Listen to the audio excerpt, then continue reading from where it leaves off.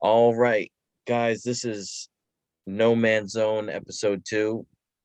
I got lazy and I just brought Walter back on because But Walter is he's the vault of football knowledge, and he's the most trustworthy man in football. yeah, and well, you know what it is also this time of year, especially for football. Like, I mean, there's news, like there's playoffs and stuff like that, but there's not like a ton going on, except for every head coaching hire and GM hire happens this time of year. So, or most of the GM hires. Sometimes they do GMs like after the draft, which is probably smart in some regard because you're able to get that GM like set up and actually get their staff kind of rolling. But we've had a couple of hires this week. You had Minnesota hiring their GM. You had Chicago hiring Ryan Poles and Matt Eberflus. You had Nathaniel Hackett getting hired over with the Packers. And now you got Joe Schoen or Joe Shane, however they're supposed to pronounce it, and Brian Daboll with the New York Yeah, Giants. which is I've going to been be most of the talk today. We're going to, because we love to talk about our New York sports and our losers. So the Giants are going to be the big thing today. But I mean, we got a lot of talking about. Like literally an hour ago, Brady said he was retiring, and then on Twitter, Brady says, "No, I'm not retiring." not dead yet. No, so what? Like Adam Schefter is once again like he. I guess he pulled the trigger again, like too quick again, like with the Rogers story. I don't know what's happening right now. Well, the Rogers story, I think that was he was kind of that was more speculative on his end. This was, I think they were he's I don't I think he's actually retiring. And what happened was is he had his announcement that he wanted to do. Part of it has to do with contract, I think, because he gets a part of his signing bonus payment because it's prorated over time, and you don't always get your signing bonus right away, but he gets part of that payment on February 4th. And so Oh, okay. if he doesn't announce the retirement until after February 4th, he gets that Hey, payment. yeah, And then, he gets, and then say like, then he retires. Part of your retirement is they can technically go after your signing bonus, but typically what they do is they waive the amount that they've already paid a lot of the time. Some teams don't. That was why what's it called? Calvin Johnson and Barry Sanders both hate the Lions so oh yeah, much because they because tried to get a whole bunch of money from them at the end. Yeah, they wanted their signing bonus back, which is kind of like, so like with Brady, he's supposed to get some money right now. And he's kind of like, well, wait a second. Let's not be too hasty here. I got to get this payment real quick. yeah. Well, you know what? So Shout out. It matters on the amount of money, but if it's like $800,000, go get that fucking money, Tom. Hold out these next uh, 6 days and get that money. yeah. So, and also like he's now been doing a lot more media. Yeah. So there's something that tells me he wants to do it his way. Like I think if Aaron Rodgers was going to retire, he would do it on Pat McAfee's show. Like Aaron Mm. Rodgers and Tom Brady's been doing a podcast. He's been doing all these other things. He has a documentary. So like all this kind of stuff that's been going on, that he's been more media, like last 2 years he's been a lot more in the media, whereas when he was with the Patriots he didn't do any like these kind of things. So I think he's trying to build up his brand, and he wants that announcement, he wants some money off that announcement.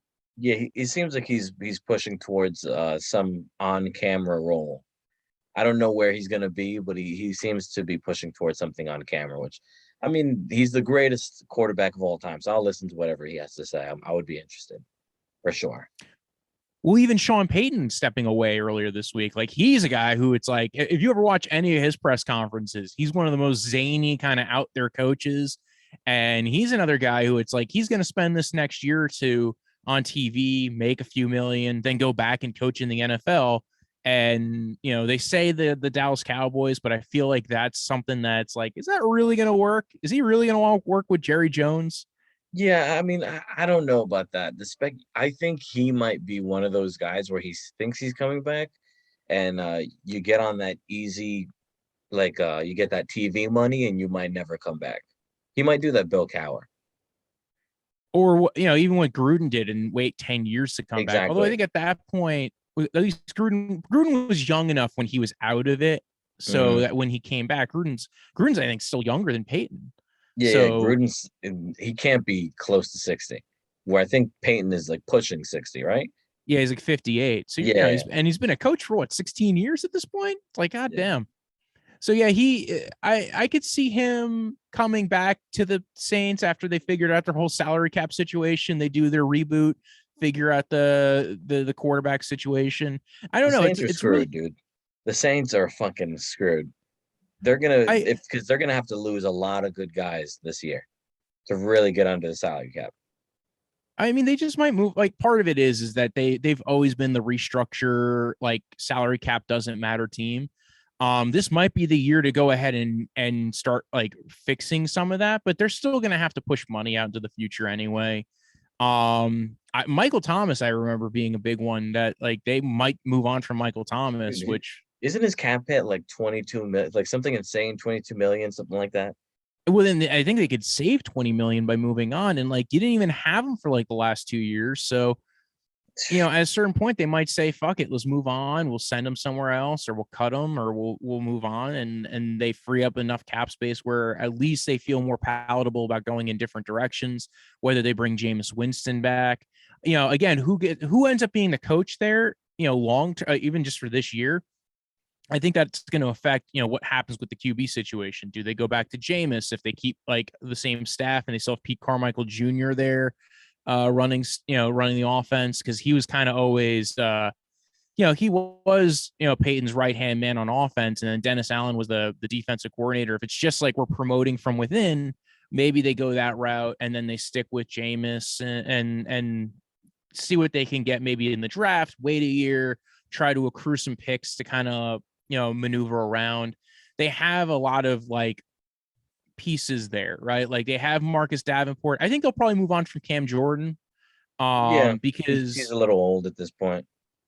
yeah, he's older. He's got a $13 million year salary. So if they traded him as a post June 1st trade, so they could send him somewhere where somebody's maybe looking for a defensive end, maybe opposite like a star player, like if you had a Khalil Mack or something. He's in the like 32, 33 range. So he might get traded somewhere where like they just do a pick swap at the end, and really what they're getting is cash out of it. They're freeing up some cash room. So I could see that going on. They have a lot of money tied up in a lot of weird places, and I think but they have a lot of young players I think they'll want to keep. So I think they're going to figure it out. I think no matter what, they'll figure out who they want to keep long term. Alvin Kamara is an interesting one because that's a guy who, like, again, running backs, you don't always want to be paying him, but he's a big part of your offense, kind of He's the part of awesome. your offense. He's like, in my opinion, the best running back in the league. So Definitely like, as a pass catcher, yes. I don't know if he's necessarily and maybe the most all around. I think. well, yeah, to me, a running back is more important when he's all around. Like, if you have a McCaffrey or like a Kamara, because I mean, how much do we pass now? We pass more than we run. Yeah, So at the end of the day, like Alvin Kamara, if he can give you like really good running and then high level pass catching, that's fucking indispensable. yeah. And what he does on 15 to 20 snaps a game is more beneficial than most running backs do to 15 to 20 snaps a For game, sure. even if he's only catching it for half of those snaps or whatever. So yeah, you're right. Like, again, him and McCaffrey. Now the difference is McCaffrey just hasn't been healthy for almost, we're going now 2 years now. Yeah. That's kind of, at a certain point you're going to go, okay, this guy's breaking down all the time. It's kind of been the problem for Saquon, which kind of leads into what we're kind of talking about for most of this episode, which is the Giants and their hires and their again, a lot of news this week. So you got Joe Shane, who comes in, and Bill's guy came in with, was down in Miami for a bit, comes up, joins Buffalo's staff with Brandon Beane. He actually already had a pre-existing relationship with Brian Daboll from when they were in Miami together. He was Yeah. the one who convinced Daboll to come up to the Bills and leave Alabama. And now, and he's the guy. And now you get the two guys who've been very much pro Josh Allen since, the base in the Bills organization. So, Daboll was up there, Daboll was brought in. He's been the guy who's been, the basically trying to get the best out of Allen, whether it's been, one year they're running a lot of, 10 personnel spread concepts. This year, they're doing a lot more play action to get guys open. But between, and then Shane was the guy who was, in the camp of let's draft, Josh Allen back in the 2018 draft, which was not necessarily a consensus, mindset. That was his That was guy the that, crazy pick well, back then. That was like your wild pick back then, the Josh Allen pick, which is Yeah, crazy. it was definitely. I know a lot of people were saying, "Oh, they wanted Josh Rosen back then." There Mhm. was a lot of Sam Darnold fans. There was a lot of Lamar Jackson, Baker Mayfield. Depends on what your flavor was at the time. Um, so with Josh Allen, it was could he he didn't come out, he wasn't the most accurate guy in the world coming out. He lost a lot of talent with him his last year, and then but he was very athletic. Like there was a lot of Cam Newton to his game, and not for nothing, where does Brendan Bean and Sean McDermott come from? They come from the Carolina Panthers. Carolina They're Panthers, very yeah. used to this kind of a quarterback, and they're like, well, listen, if we have a guy with a howitzer for an arm and we figure it out, like you get what you're at right now with Josh Allen, where Yeah. it's wow, we now have one of those like special kind of guys. Yeah, But I like Josh Allen, but I fear he's gonna have a Cam Newton type of trajectory where he takes a lot of hits and his career is shortened a lot. That's what I see, think might happen to this guy. but I think where he got better at that Cam Newton never really excelled at was the short area passing game, which he did get better at his first year. And that's the thing, we've constantly seen progress. And part of the progress was they built around him, right? After his first year, they said, okay, we got to fix the offensive line. They signed Mitch Morse. They bring in Darrell Williams. I think it might have been year 3. Um, they bring in Feliciano. Feliciano's not great, but at least he was a part of the offensive line. But they draft Cody Ford, who's maybe drafted to be a right tackle, played guard. So they tried to build everything around them and tried fixing that offensive line in a year, so that his second year the offensive line was a bit better. And then they already had Deion Dawkins as a left tackle, so they had something to build up around. Mhm. And then they put money into the receiving core. His second year, they went out and got John Brown and Cole Beasley, and guys who can get open, and get away from man coverage. And then the following year, they trade a first round pick for Stephon Diggs because they say, listen, now we got to see what he can do, and if he can progress more, if we get him a star receiver who could dictate coverage. They go out, they get Diggs, they get rid of John Brown, I think, at a certain point. They keep Cole Beasley. I think they had John Brown last year. They didn't have him this year. They brought in Yeah, no, Emmanuel he's gone. Sanders instead. Yeah, I knew John Brown was gone this year. He's been on like 4 teams this year. So Poor yeah, John so like Brown. again, they the thing was is they had everything built around him. McDermott had gotten the street cred for getting into the playoffs the first year he was there. He was now able to trade off that street cred and say, okay, like I'm the guy to help lead this organization. Brandon Beane's the guy to help me do it. And now we're looking at the Giants and we're seeing, well, are we going to basically the Bills became Carolina Panthers North. And now we're looking at the Giants saying, okay, are you going to be Bills South? Are you going to be the New Jersey Buffalo Bills? Because Yeah, that's what we're looking at here. That's what everybody's hoping for here. Whether it's you're going to fix, Daniel Jones this year, I don't know if that's really going to end up I don't think that's happening. possible. The problem with Daniel Jones is I think he could be a serviceable quarterback under a good head coach. Yeah, I I just don't don't think he think, can be great. There's yeah, I no, don't think you're going to that's get it. Josh Allen out of him. He's fine accurate, but he's not amazingly accurate. He's got an okay arm. He's got basically, like I always said, from the second he came out, he's Ryan Tannehill 2.0. He's the same kind of guy where there's this he's got the athleticism where he's more athletic than you would expect. He can run the ball a little bit. He's got an okay deep ball, but it's not an amazing deep ball. He's not firing rockets everywhere to different sides of the field as he's getting hit. Yeah, He can move around quite a bit. But I think one of the issues that Daniel Jones has is that he doesn't have a particular skill that makes him he doesn't like he have an doesn't elite have trait. an elite trait. He's not perfectly accurate. He's not Yeah, he doesn't have the strongest arm. He's got some athleticism, but he's not Lamar Jackson, where you're not I building feel it like off of his athleticism. his big thing is he lacks poise. Yeah, his pocket presence isn't great either. And this has actually been a huge problem. It doesn't help that they went ahead and they said, well, we're never going to address this offensive line. Yeah, And then this year, Dave Gettleman said, let's get rid of our best offensive linemen who, yeah, all of our offensive linemen struggled. Why? Because we went through multiple O-line coaches in a 2-year span. Kind of ridiculous. So They get rid of Kevin Zeitler, who was their best offensive lineman. Yep. Andrew Thomas took a step forward. That was great, but you still have to build up that offensive line, because especially when you have a quarterback who doesn't have the pocket awareness that Daniel Jones does, Yeah, and you he got to fumbles protect a them. lot. Yeah. Yeah. And just build up that ability for him to be able to maybe develop that pocket awareness that he just doesn't show that he has yet. I think it's one of those things you might be able to develop: right scheme, right system, right coaching. But where he has been so far and what has been around him has not been great. They went out and got Kenny Galladay, who is a wide receiver I didn't think fit his skill set. Yeah. Sterling Shepard I liked a lot. I actually thought I thought him and Sterling Shepard, when Sterling Shepard's been healthy, he's been good. The problem is he's never healthy. Never healthy. Yeah, So, yeah. The thing and with now the he's coming off an Giants Achilles tear.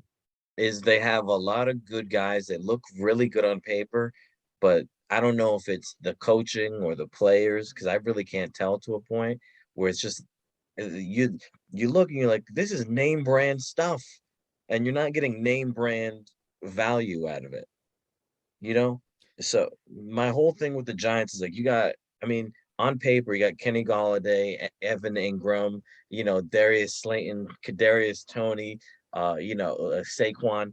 I mean, on paper, this should be a high flying, air it out, killer offense, and they can't do anything. So when I see the Giants, I'm wondering, because Joe Shane is saying they can. He made it seem like they want to compete for a playoff spot next year. That was the way he was talking in his introductory conference. But I Yeah, don't I know got if they can. Well, I mean, you look at that defense, right? So it's really going to come down to where they decide to go with their contracts this year. Currently, they're over the cap. They will have to get rid of certain players. I think Sterling Shepard's almost definitely out of there. Yeah. Kyle Rudolph's almost definitely out of there. Blake Martinez is the easiest guy to get rid of. He has no guarantee money left on his contract. So those guys are probably out of there, given, Shepard's injury. You can make him a post-first injury post-first cut, and it'll clear out. I think I had it right here. Saves about $8.5 million. So that's a big one right there. 8.5 from him. Another 8.2 from Blake Martinez. You could save another 5 million from Kyle Rudolph.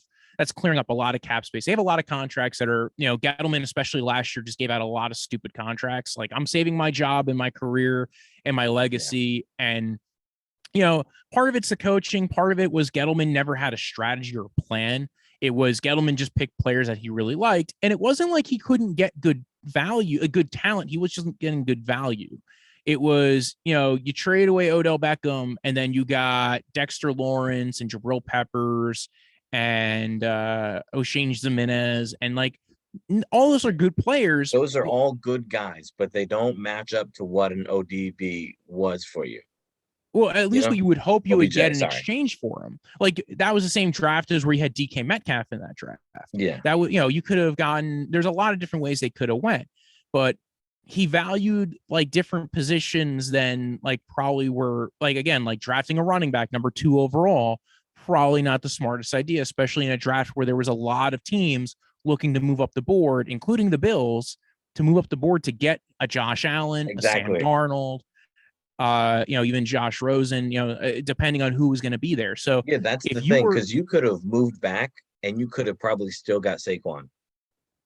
Possibly, yeah. I mean, I'm not going to. Now we're looking back at what 2018's draft.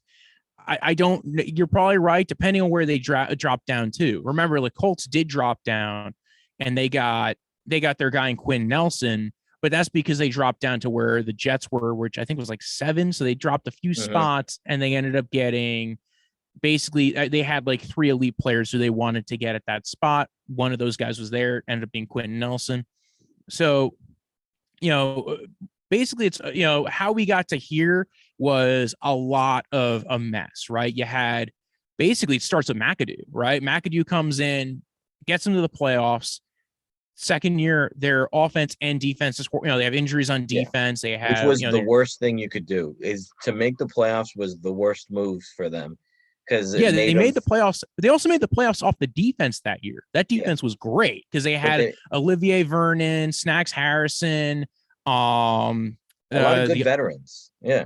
JPP. So that D line could just go ahead and just wash out that line of scrimmage, and your linebackers got to play clean. They had a lot of good cornerbacks at the time. I don't know if they still had Prince Amukamara, but they had signed Janoris Jenkins. I think Amukamara was there for one more year. If he wasn't, I know they had drafted Eli Apple at a certain point. So I think they had a lot of depth on that team. They had Landon Collins, who they were blitzing a bunch.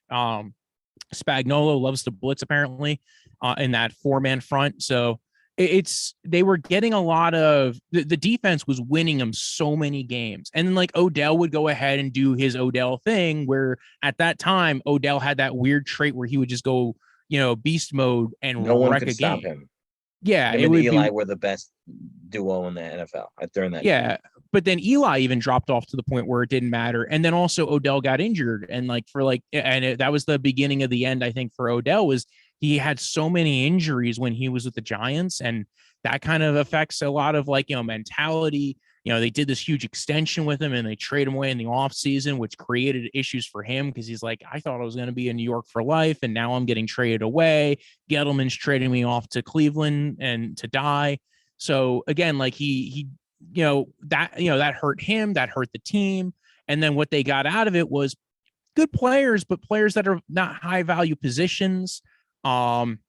They never really showed a strategy, right? They all got upset because McAdoo benched Eli. That was the big thing. Oh, you can't bench Eli, blah, blah, blah. And but then it was the right move in the long term.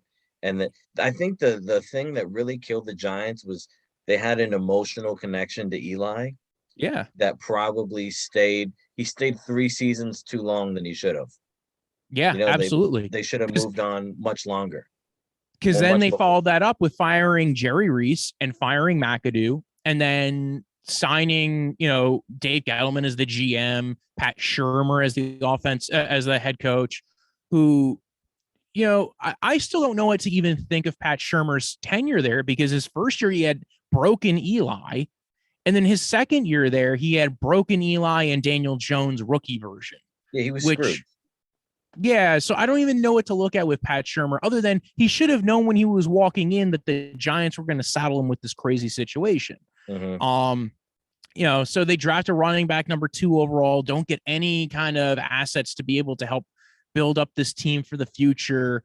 And, they are in this mindset that they are still there to compete. They change up the defense so much. They move on from Spagnuolo. They go to Deptuch. They go to this defense that never really worked either. It didn't really fit Olivier Vernon. It didn't fit any of the guys that were still there. They trade away JPP to the Bucks, who went on to be, again, get to win another Super Bowl. Still very productive to this day. Yeah. So, and Olivier Vernon was still productive too when they traded him away. So, his issue again was always injuries and staying on the field. And I think that's a lot of the guys that, end up seeing don't always work out long term.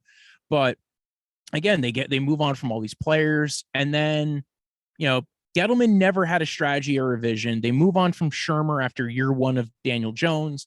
And then they go with Joe Judge, who is a special teams coordinator. And they give him Jason Garrett as his offensive coordinator. And they beg him to use Jason Garrett, which I don't know what's worse. If your offensive coordinator, if your head coach does not come to you with a bunch of plans, an offensive coordinator or an offensive strategy, or the fact that he was just willing to take on Jason Garrett as his OC. Like, I don't know who, I still blame the head coach at that point, because you clearly didn't have an alternative that you wanted to present that we can move away from going from Jason Garrett. Like, you did not have a strategy there. Yeah. You walked in and said, I'm going with Mike McDaniels of, the 49ers as my OC because I want to run this Shanahan style scheme. And I'm not saying he was available, but I'm just saying in general, if they came in and he's like, this is the scheme I want to run. Yes, we'll adapt it to our quarterback. But Jason Garrett was such a bad offensive coordinator. And they went through 4 offensive line coaches.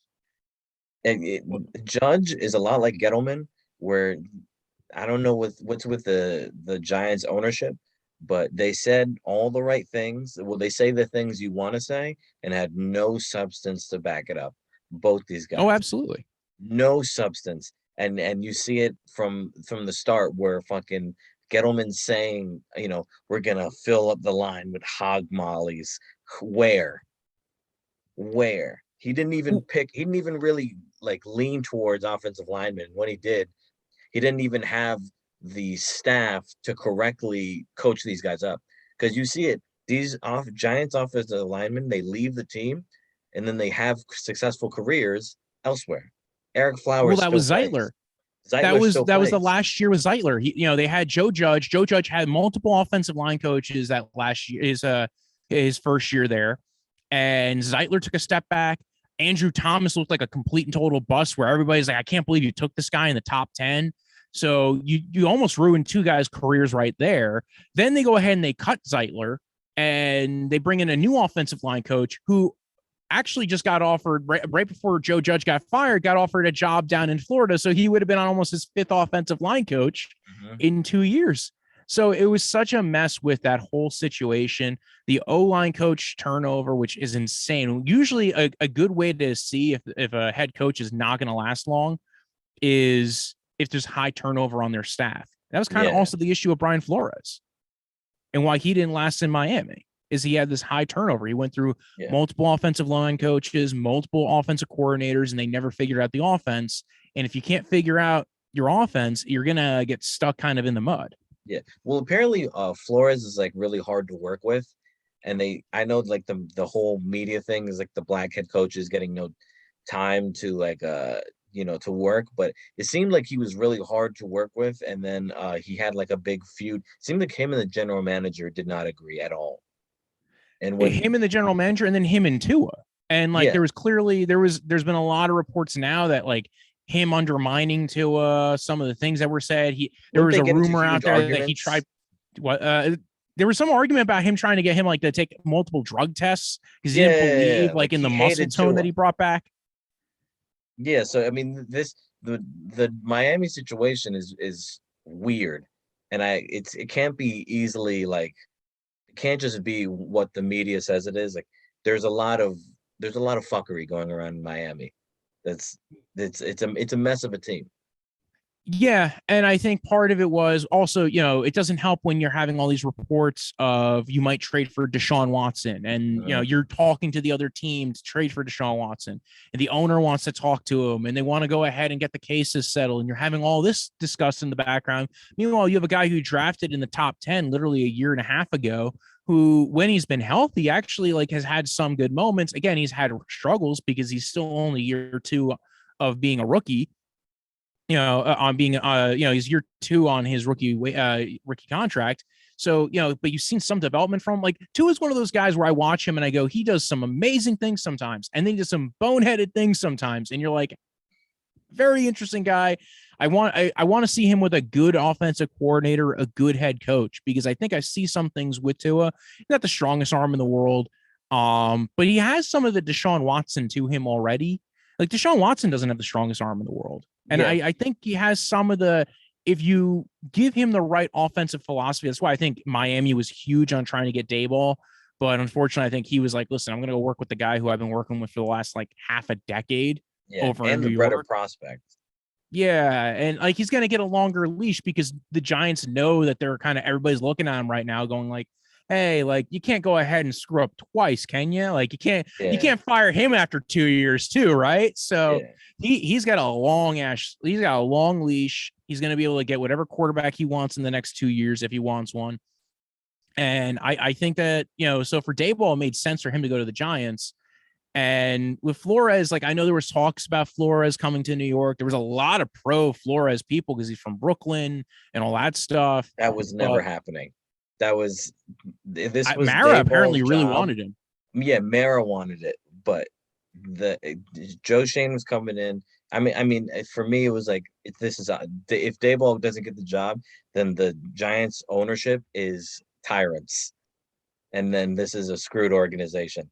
This is like fucking Mark Davis level, like Al Davis level stuff. Yeah, so it would have looked bad. It would have been egg on their terrible. Face. So the Giants, my thing is, they have good pieces. How do you feel about their defense? I don't love it, and I feel like they're very, very overrated. So this is kind of one of the things you look at last year, right? Like everybody came into this year thinking the Giants defense was going to be great. And the first half of the season, they really underperformed. So, a lot of people are giving Patrick Graham a lot of props. And listen, I think he did well his first year there. I think with this type of defense, one of the issues is that he relies a lot on man coverage. Same thing with Brian Flores' defense. And also Brian Flores' defense took a step back this year down in Miami. They had a lot of hard times kind of adjusting. And eventually people, a lot of teams figure you out eventually. Part of the problem for the Giants is that Bradbury's a good corner. He's a starting corner in the NFL, but I don't think he's not this elite shutdown corner that he's kind of gotten some props for the last couple of years. He's been good for them. He's been very good for him last year. This year, I think he wasn't as great. I actually thought Adoree Jackson was a great signing, and I thought they got him for a steal. But again, when you're looking at all the pieces that are there, they gave a lot of money to Logan Ryan, who's kind of towards the back end of his career, but he's kind of this, but he fits kind of what they want to do on defense as this safety slot corner hybrid. So I think the defense is good. I think if you kept Patrick Graham, I think it's good. I don't think they're keeping Patrick Graham, hence he's going on doing interviews now. Granted, I think his interview this week was for head coach over in Minnesota, but I think there's a lot of talk about Wink Martindale. Yeah, Daboll's. They said pretty much Daboll's pretty much going to try and bring Ken Dorsey as the offensive coordinator and Wink Martindale as the defensive coordinator, which both those guys are really good.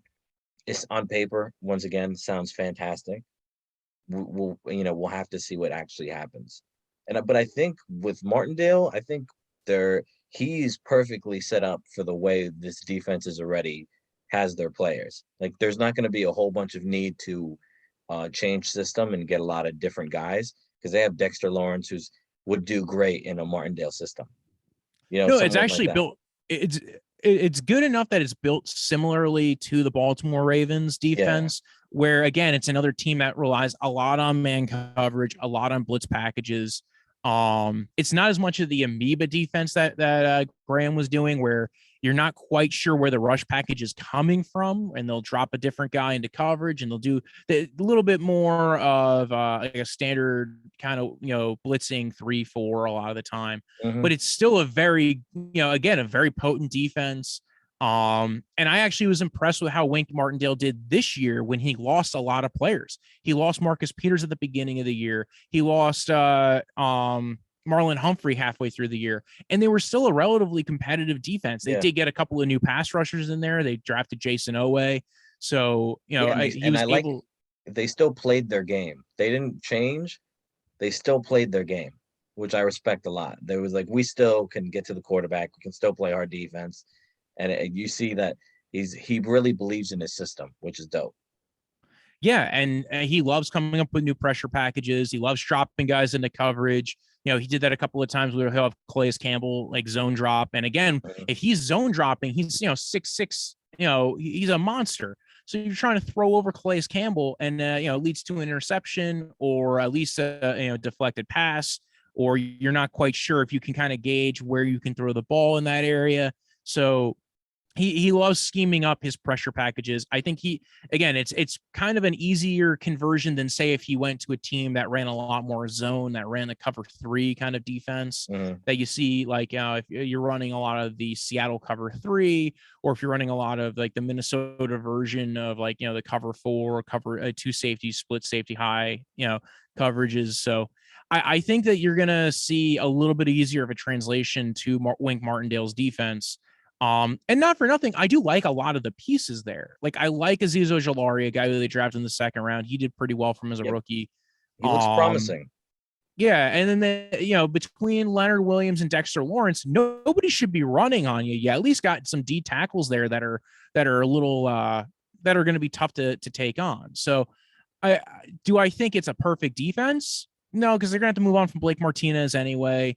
Maybe they'll bring in a different guy to kind of be the. The Giants have nothing at linebacker.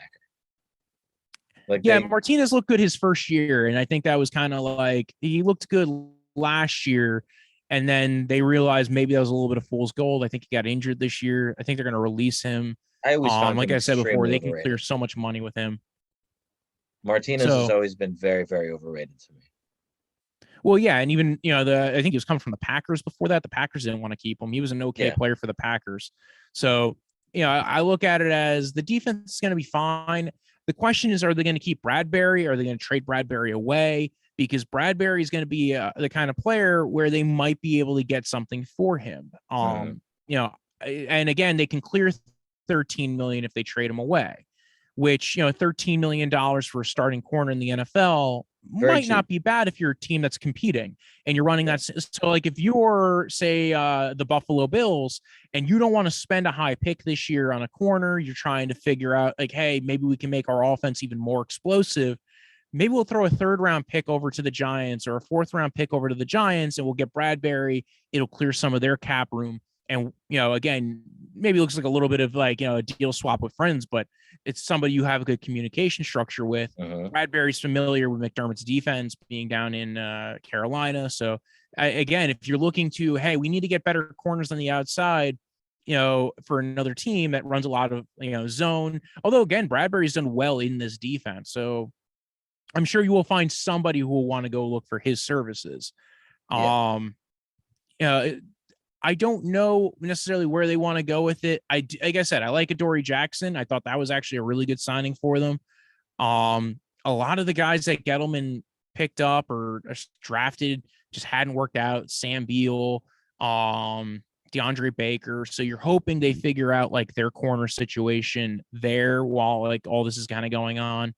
Um, at the end of the day, it could be a great defense, and it could be the thing that carries them to a playoff win next year, because, like, we're saying that they're going to try and still be competitive. Well, you look at the NFC East, there's going to be a lot of, you look at who's the toughest team in the NFC East. Dallas. They Yeah. might have to cut Amari Cooper to get under the cap. Yeah. So without Amari Cooper, then they might be, or they might lose Kellen Moore if he takes a job with the Jaguars, or assuming Leftwich doesn't take that job, which I'm assuming he does. Yeah. Although who knows at this point? 1 minute the Jags are saying we're 1 minute people who are very in tune with the Jags are like he's going to be there, and then now I don't know what's going on. Yeah. Miami has Kellen Moore as one of their the last two finalists. So if they lose Kellen Moore and they lose a couple of other pieces there, they're going to lose Michael Gallup. They're going to lose Cedric Wilson. So they're already losing wide receiver 3 and 4, unless they are getting rid of Amari Cooper and bringing one of those two guys back. Even still, you're losing 2 wide receivers in your wide receiving core, which is a lot to lose. So again, with Dallas, are they the most competitive team in the NFC East? The Eagles do look like they have a lot of cool pieces, but Jalen Hurts, good. Maybe he develops, maybe he turns into, like, the next guy, but For me, I think it's still the Redskins. I think with competent quarterback play, the Redskins can still be tough. Who's their quarterback next year, though? I don't know, but if they Yeah, can get exactly. one, Because I if they doubt can they're get one running it back with quarterback, Fitzpatrick. I would trade for Minshew. I really would. Yeah, but Minshew's on the Eagles.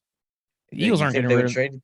I think they would. Oh, I I think think they they would would. trade Minshew. I just don't think they would trade him to Washington. Yeah, you might be right about that. But if They you might give him trade him something to another nice, team and get, like, a 5th or 4th round back, and in which case they played a little arbitrage with a 6th round pick. see, I was gonna say you give the Eagles a third just because it's a lot, but it's because it's in between rivals. A third is a lot for Minshew, Yeah. and I Well, yeah, think they that you trade a can 6th say, for him. So yeah, a yeah. third is a lot. So like I think Minshew is definitely better than Heineke, and I think Yes. he is just I think he's kind of like a borderline starter.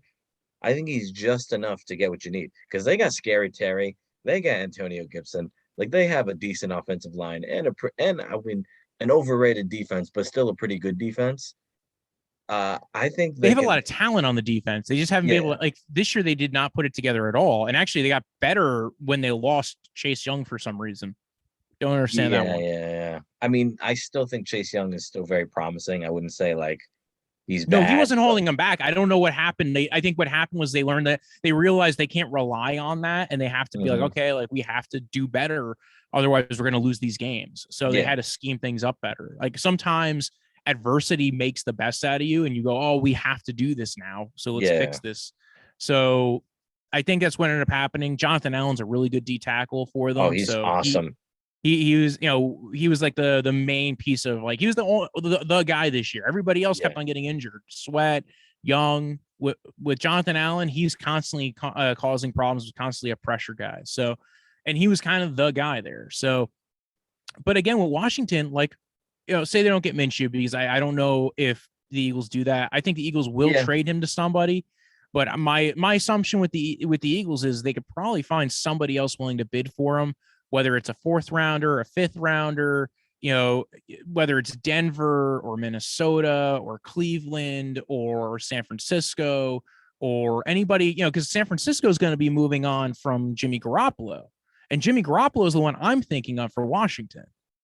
What do you think, for But like a 1st rounder? no, I don't even think it would cost that much. I think you got to remember, like, when Alex Smith got traded, they traded him for a 3rd. It's Yeah. If you can like get they Jimmy don't G for a need 3rd, Garoppolo anymore. yeah. I Like, mean, now yeah, it's sink or swim, guy. Like, we got to see what Trey Lance is. yeah. So And Jimmy has shown you that he is not the guy. no, He, Jimmy they are has winning in been, spite of him. yeah. They are winning Jimmy's in like spite of Jimmy confidently, G. Jimmy is confidently coming into every playoff game, and he's like, "I am not the guy." But Like, we're still gonna win anyway. yeah, So and we're not gonna win. Like when you play a game and you got the sorry kid on your team and you still win. Like, that's what that's what the 49ers are doing right now. They're playing with the kid that can't shoot, can't rebound, and can't defend, and they're like, still with the sorry kid, we're still winning. it's because Kyle Shanahan is an amazing coach.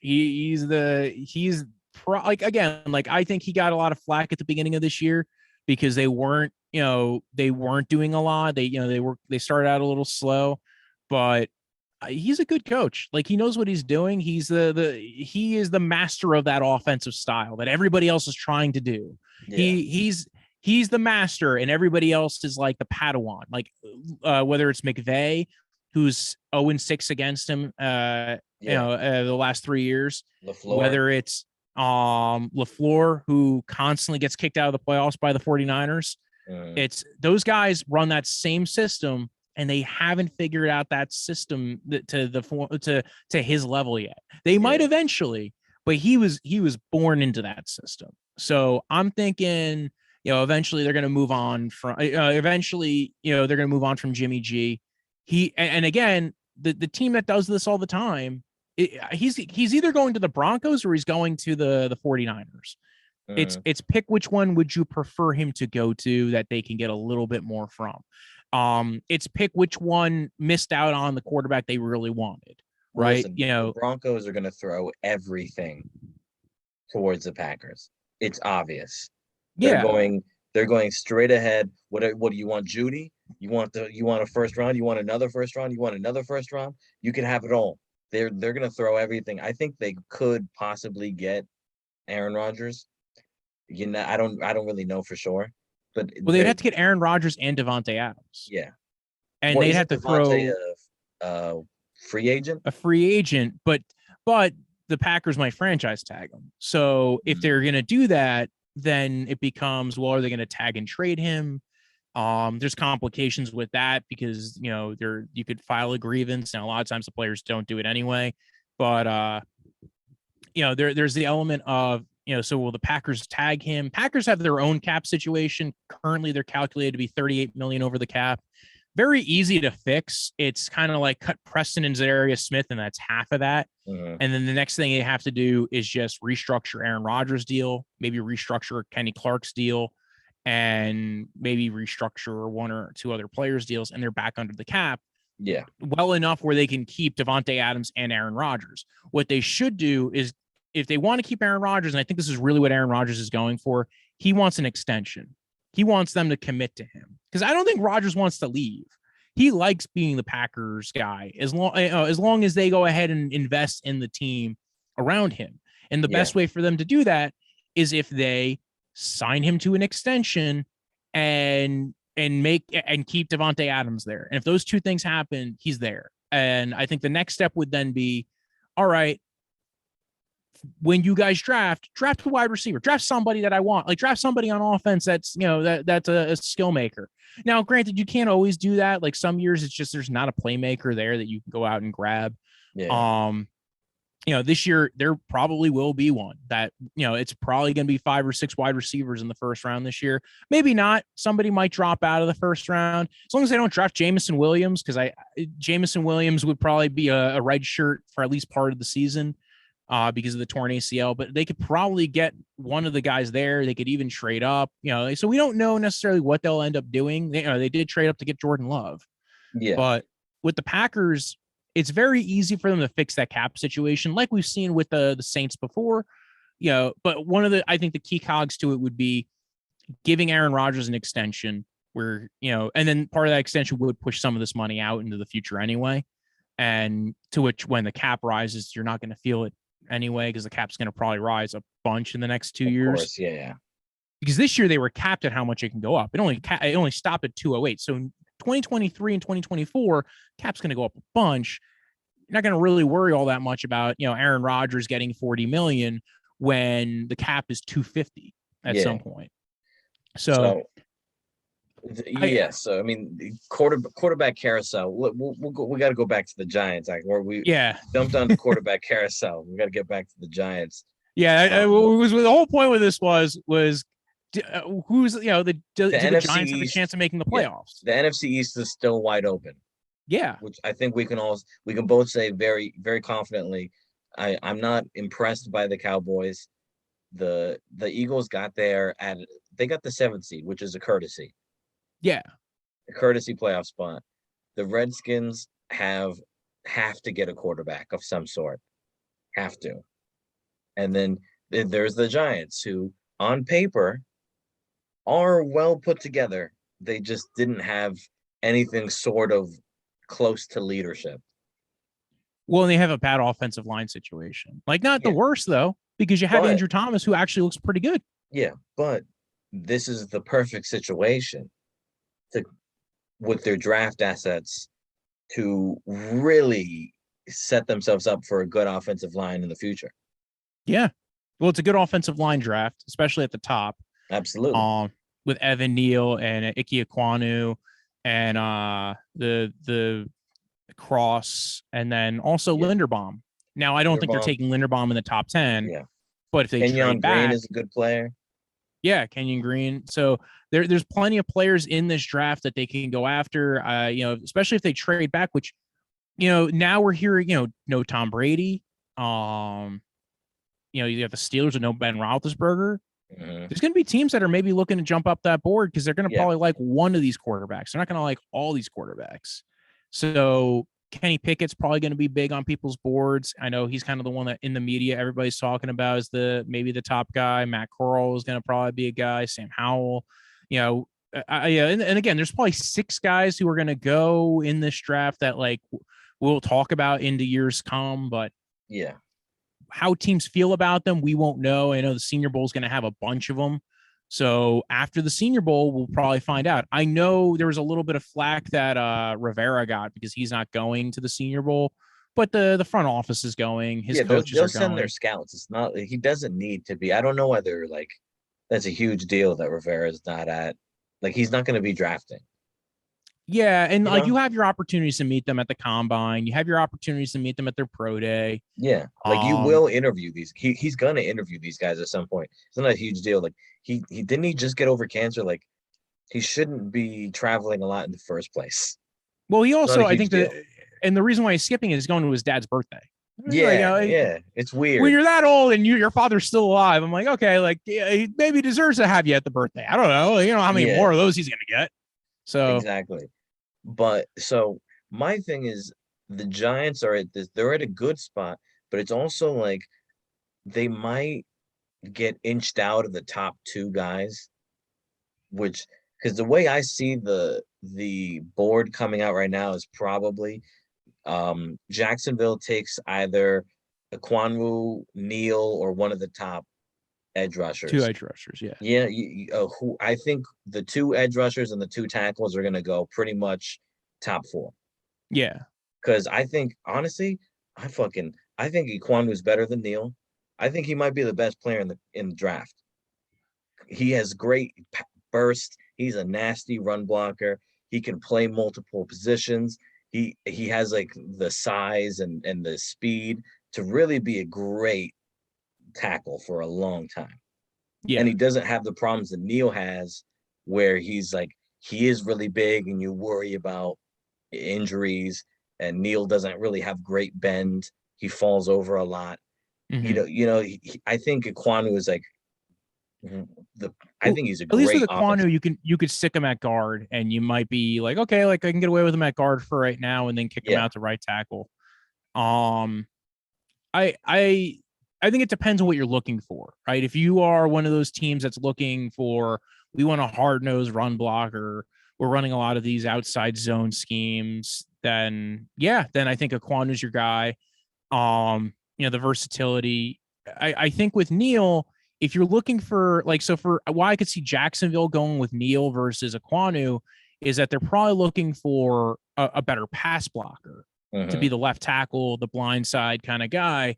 I think Neil's the better pass blocker out of the two, whereas I think yeah, Aquanu is the much better run blocker. for sure. And so if you're a team that's already built up and you're just looking for that one piece, like again, like I think for the Giants, they might look at Aquanu and go, "Oh, this is great because we already have Andrew Thomas. We could put Yeah, him at right guard or right yeah, tackle. we need a nasty dude right now to run Yeah, block, so he would we be need better perfect. run blocking, and we need a guy, and like even he's just serviceable as as a pass blocker. We're Yeah. fine. Now, unfortunately, the Jets will be taking him, so that sucks for the Giants. Um, but I think Charles Cross is a pretty decent. He's a like a he's a nice little prize after. I think he's a top 10 talent. So I think with Charles Cross is he's going to be very much valued by certain schemes, especially the outside zone schemes. Um, Really I good pass don't. protector. Yeah. So again, like, and now are they going to want to put him at right tackle? If you're the Giants, we'll see what happens. You know, uh, I think they're gonna be very.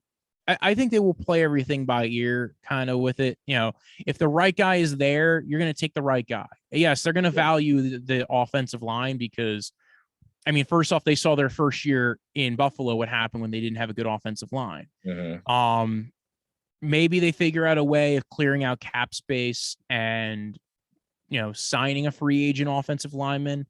Not every single one of those works out, but this year you might, like Morgan Moses is leaving the Jets, possibly, especially if they're going for Ike Ekwonu. Yeah, I'm for assuming they're sure. probably gonna, Moses is gone. yeah, yeah. So if Moses is gone, maybe the Giants go after Moses for a multi-year deal, Mhm. and that frees you up to say, okay, like if the right guy's not there, especially like I said before, where we're hearing about the Buccaneers not having, possibly not having a quarterback, the Steelers not having a quarterback, and the Giants having two top 10 picks, one pick away from each other. Like that's kind of good to sit there and be like, well, we're not going to really worry about missing out on our guy if we know Yeah, like a team that's trading up is going to come up and get a quarterback, and the only team between those two picks is the Panthers. Maybe the Panthers take Cross. Like the Panthers do need, but I think the Panthers are also going to be looking to trade down in this draft too. yeah, Um, because unless they take a quarterback, but like everything else about the Panthers situation screams like they kind of need to fix their offensive line a bit. I think Matt Rule, man, like that's another guy. I couldn't figure out if I dislike Matt, like whose fall came harder, Matt Rule or Joe Judge, because Matt Rule has been saying so many dumb things out there yeah. where it's like, He's we didn't think Rashawn Slater was worth a top 10 pick because we thought he was going to be a guard. And well, he's done yeah, very well as a left tackle. yeah. And So Matt, you still need two guards. Like, you needed all the offensive yeah, line and you you took still none of needed a them. guard. You needed a guard, so I don't know why you didn't take him anyway. I don't. I mean, Carolina's a dumpster fire, but Yeah, with they have a lot one of good talent. player on the offensive line. His name is Taylor Moton, and that's about it. And Paradise is Yeah, fine, but Paradise is leaving in free agency anyway. So yeah. now you're Now, down another offensive lineman. so with the Giants, um, I could I could see the trade back from 5. Um, I don't know. Maybe the teams might someone might fall in love with Kenny Pickett. That's the only way I can see a real trade back happening. Well, Um, teams get desperate. And you know, right now we're not going to hear it. Next week we'll hear a lot more about that because next week's the Senior Bowl, and we're going to Yeah. hear a lot more. That's the networking event of the season where everybody's like, "Oh, how have you been? You know, this is the new guy." Blah blah blah. You know, you're meeting. That's when like all the reporters get to meet people who they haven't met yet. And this might be the first time in like 2 or 3 years people are seeing each other in face or meeting up at bars or talking. And this is where It's a you're going big to hear deal. some of those rumors where, and then this is also because almost every quarterback in this draft who anybody's looking at is going to be at the Senior Bowl. Yeah. And So, everyone has something to prove. Every single quarterback, which is cool. yeah. So you're going to get a lot of talk about like, oh, this team really likes, you know, last year the Panthers coached the Senior Bowl and there was a lot of talk about them liking Mac Jones. They didn't take Mac Jones. So we don't, but at the end of the day, we knew because of the Sam Darnold trade, we knew they weren't going to take Mac Jones. Yeah. So apparently they were wrong on both ends. You know, that's how it is with the Panthers, apparently giving away picks and also drafting a corner who played half the year, or not even half the year. I don't know if he played more than a few games, and then trading for 2 other corners as well mid-season. I like their corner. I forget his name. His name is JC Horn. I like JC Horn too. JC So I wasn't like shitting on JC Horn. But also, when you needed offensive line, and one of the biggest problems for Sam Darnold when he was with the Jets was the offensive line, and your offensive line is somehow worse. Trash. It's trash. Yeah. Like the Panthers said, we knew he couldn't handle pressure. Let's give him more pressure. Yeah. So, I mean, I think in the perfect world, the Giants trade back with probably like a Steelers, and then they get an interior lineman. And then the thing I see a lot is the Giants at 7 taking Karlaftis. And I like Karlaftis, and I think he's a good player, but I don't see him working with what the Giants have right now. If anything, I would see them taking Ajabo. Ajabo would be an interesting thing. He's very interesting. I think he's going to be. We're going to see at the combine. I'm sure he's gonna run out the roof. He's going to jump out the gym. He's going to lift every weight. He's going to be one of those warriors that is like, this guy is a physical freak, and I think they're going to love it. Yeah, I think Ajabo might be.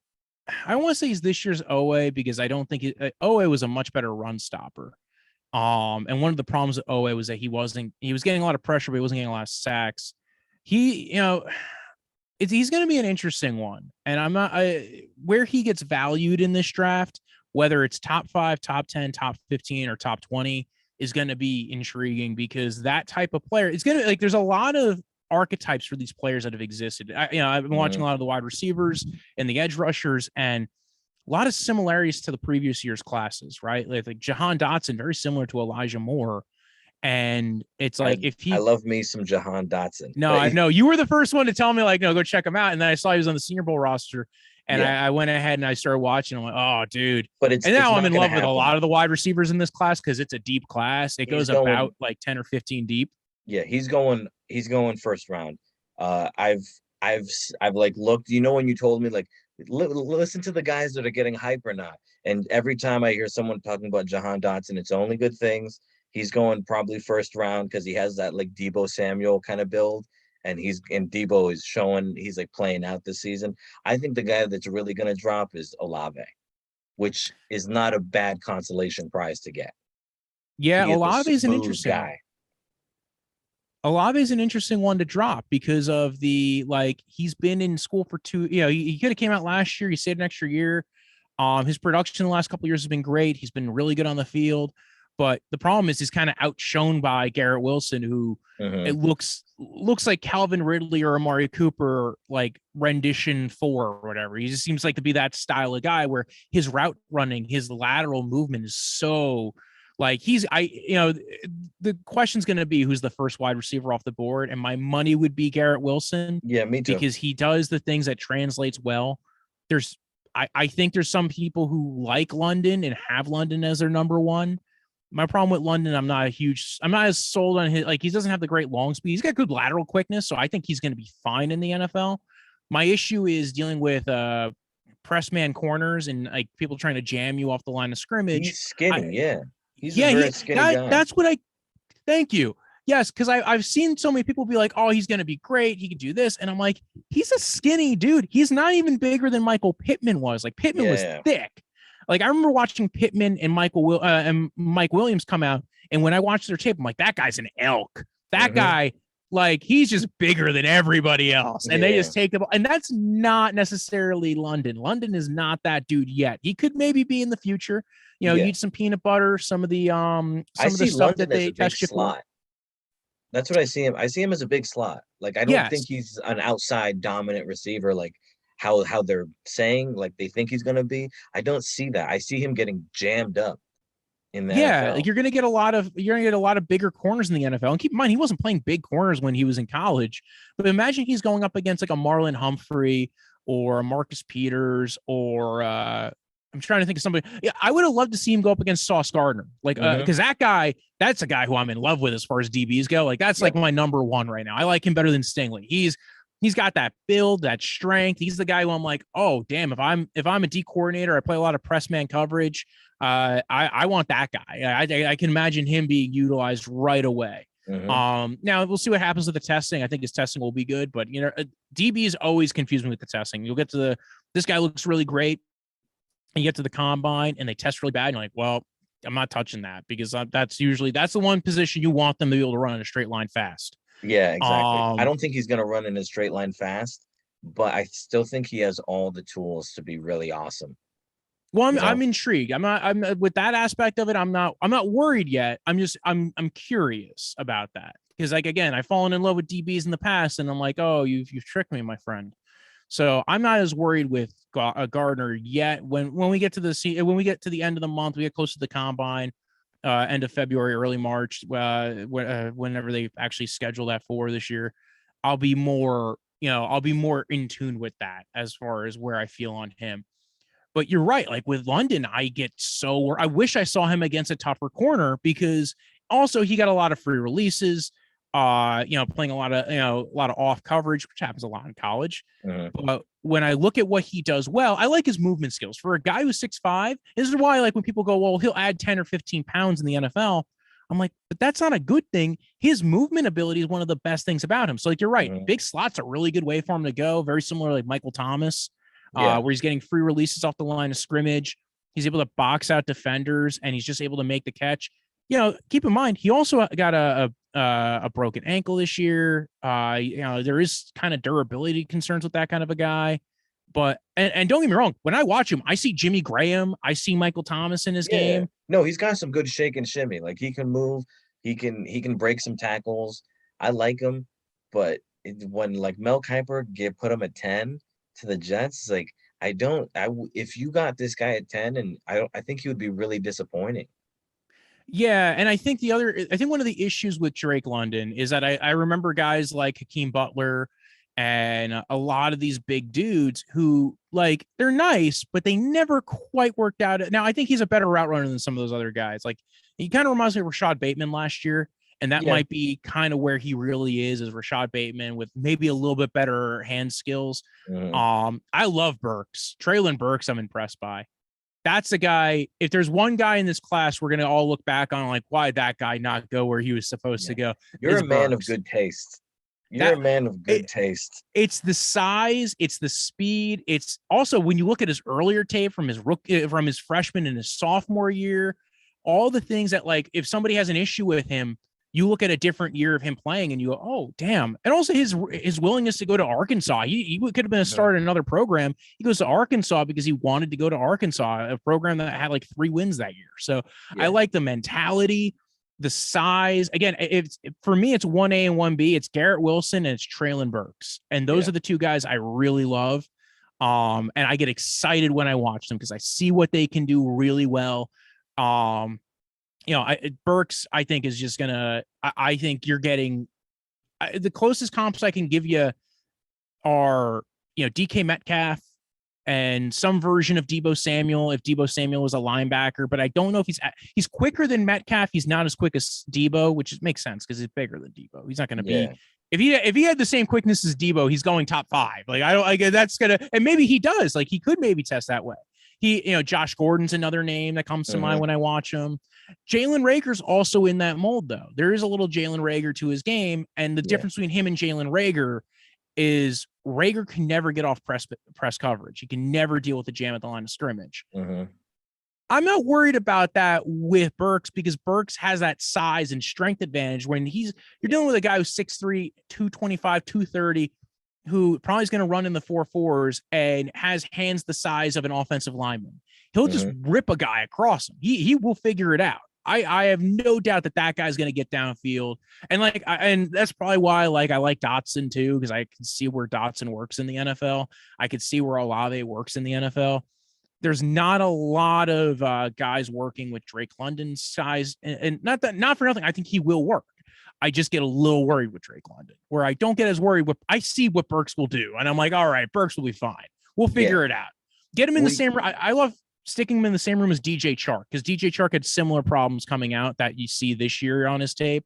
But he also, some of the issues that you might say is like, oh, maybe he's a little bit of a bucket catcher, or he doesn't run as many pro routes. Fine, but like that, you could develop the pro route running. Also, he's gonna dominate dudes. You could see what he's gonna be eventually. Mm-hmm. Now, for the Giants, do you think they could end up? Because I mean, if let's say they trade the 5th pick, you think they could grab? I see them grabbing a wide receiver. I could see them grabbing like a weapon, like a wide receiver, maybe a tight end in the 2nd round. Like they need something like that. Yeah, I could. I think it depends on what they do with their roster, who is there, right? Like if they are, I could see them with one. If they don't move down, I could see one of their top 2 picks being one of the wide receivers. If they take a Garrett Wilson, because I don't think there's a single team that could say they couldn't use a Garrett Wilson on their team. Mm-hmm. Now, I'll say there's a lot of teams that probably look at their situation and go, maybe we don't need this. We probably need something else different. Like for the Giants, maybe they need more offensive line. But again, if they're moving on from Sterling Shepard and what you have left in the room is Kadarius Toney and Kenny Golladay, guys who have not stayed healthy, maybe spending a pick, on Garrett Wilson will put you in a situation where, hey, this guy's getting open left and right. Let's go ahead and take this guy. Mm-hmm. Same thing with I don't think it'd be a good team for Burks. I think it'd be a great team. I guess I think the Jets would be a great team for Wilson too. I think there's 10 teams you can name that Garrett Wilson should go to in the top. The Jets are it was funny. The first time we did this, right? We're doing the mock draft, and I say Jamison Williams, and mainly because back then he didn't tear his ACL. Yeah. But at that time, if we were doing that all over again, I probably would have said Garrett Wilson, because I look at Garrett Wilson, I go, what team can't use this guy's skill set? Mm-hmm. And the Jets could absolutely use that skill set because he would work perfectly with a room full of Elijah Moore and Corey Davis. Exactly. So I could see a lot of teams utilizing that skill set. Jets are the number 1 team that I worry about as far as taking a wide receiver. Falcons a little bit, but I feel like the Falcons are probably going to go a different direction. Especially even if they trade Calvin Ridley this offseason, they'll have 3 second-round picks. There will definitely be wide receivers there in the 2nd round. They could use all their 2nd-round picks on, because I think Calvin Ridley will go for a 2nd-round pick. I think it'll be the Patriots. Calvin Ridley, I don't know anything about Calvin Ridley. I don't know what because I've heard he's going to take a 1st, and I'm not giving up a 1st. It's not going to be a 1st. That's ridiculous. If you look at what there's precedent for. Now, maybe the Patriots have a habit of overpaying sometimes on things, but if you look at what there's precedent for, DeAndre Hopkins, Brandon Cooks, the last time he got traded, 2nd-round picks. Seems to make a lot of sense because he's on the 5th-year option now, so it's going to be a $10 million contract anyway. That's not cheap. It's not nothing. It's not like expensive, but it's not cheap. So whoever's trading for him, maybe what you do is you do a 2nd-rounder this year and a conditional pick next year that can turn from a 4th to a 3rd. Like those are options I feel like that are on the table for some teams that maybe would want to trade for Calvin Ridley. He is a bit older too. He's 27 years old. So he's going to be 28. So by the time he gets to the end of these deals, he'll be 29. So I could see somebody, offering a 2nd-rounder for him. I don't see a 1st-rounder going for him. I could see, a 2nd and a future pick or something, but I can't see much more than that. Yeah. And so, I mean, the Falcons, I don't know, because the Falcons need defense so badly. They need Like everything. they could take anything. They're a real wild card in the draft. But back to I the think Giants.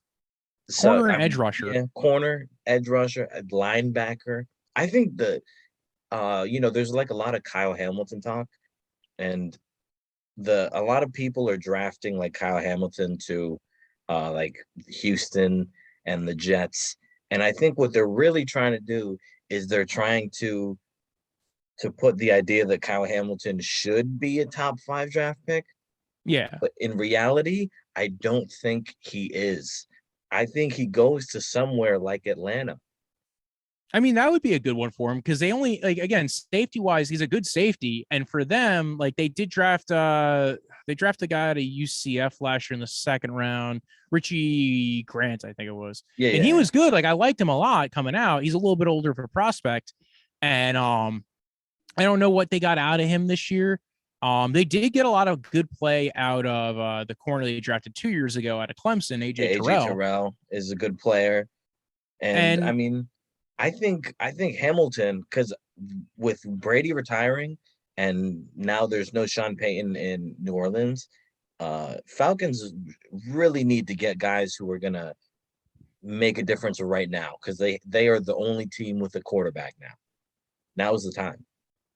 so So here's my thing though. The reason why I don't even know if they go Hamilton though is one, their tackle situation. Now, granted, we don't know what tackle is going to be there. yeah, Their right tackle, Caleb McGarry, needs to be kicked out because he's not been he's good. trash. Yeah. I like how Lindstrom played. He was fine. Jake Matthews is an average guy. Uh, Jalen Mayfield played horrible. Now you can maybe argue that he's a He's a rookie and rookie. maybe he can develop. But they need to fix the offensive line, right tackle especially. Now, again, I don't know if maybe they make a trade for somebody or they go for a cheap free agent to deal with the right tackle spot. Like we saw with the Bengals last year, they went with Riley Reef. The Chiefs have stuck with Remmers and had to actually kind of address it in multiple ways. Um, again, if one of those top 3 tackles, Cross, Aquanu, Neal, make it down to them, I think they run that pick in 2 seconds. Mhm. I don't know if that's the case this year. I don't know how teams will value some of these guys. There's some other guys deeper in the draft. Falele, I think they might go after as well. But I think a top 10 pick would be expensive. I think corner because they run a scheme very similar to how the Ravens and how we're talking about with Wink Martindale kind of run Mhm. where it's Dean Pease. He likes to blitz like crazy. So all right, edge rusher David Ajabo, if he's there, kind of be a good idea because you're getting a guy who especially if you're saying he's going to test out the building, they need defensive line. Like it's been something that every time they've addressed it with Vic Beasley and Tack McKinley, it's never It's turned blown into up in what their they face. wanted. Yeah. Yeah, well, Tack McKinley was fine, like as a third rusher kind of guy. Like, he's Mhm. fine. He's not but he's not going to be the guy. He's a piece, not the driver. Yeah. Ajabo could be the driver. I think that's why people like Ajabo a lot. So maybe they go for Ajabo because they go okay, like with him and Grady Jarrett, maybe we can get something out of this. But I think corner, Gardner, Stingley, those guys being able Yeah. to blitz and rush different packages at you. I think that's going to be part of what they're looking at. It's a deep edge class too, so there's going to be guys, in the second round that are going to fall that they can maybe grab. San Diego State guy. There's the Penn State guy as well. I can't remember his name. Kingsley Enigbari, something like that. Yeah, I think that. Yeah, that's what I'm Yeah. thinking of. There's a lot of So guys who I think might make it to the second round, like Miyagi Sanders and stuff like that. So yeah, I think corner and corner edge, and then like I think the rest of their picks should just be wide receiver and trying to fix that wide receiving core, since they probably yeah, corner and also offensive line. Dan Falele.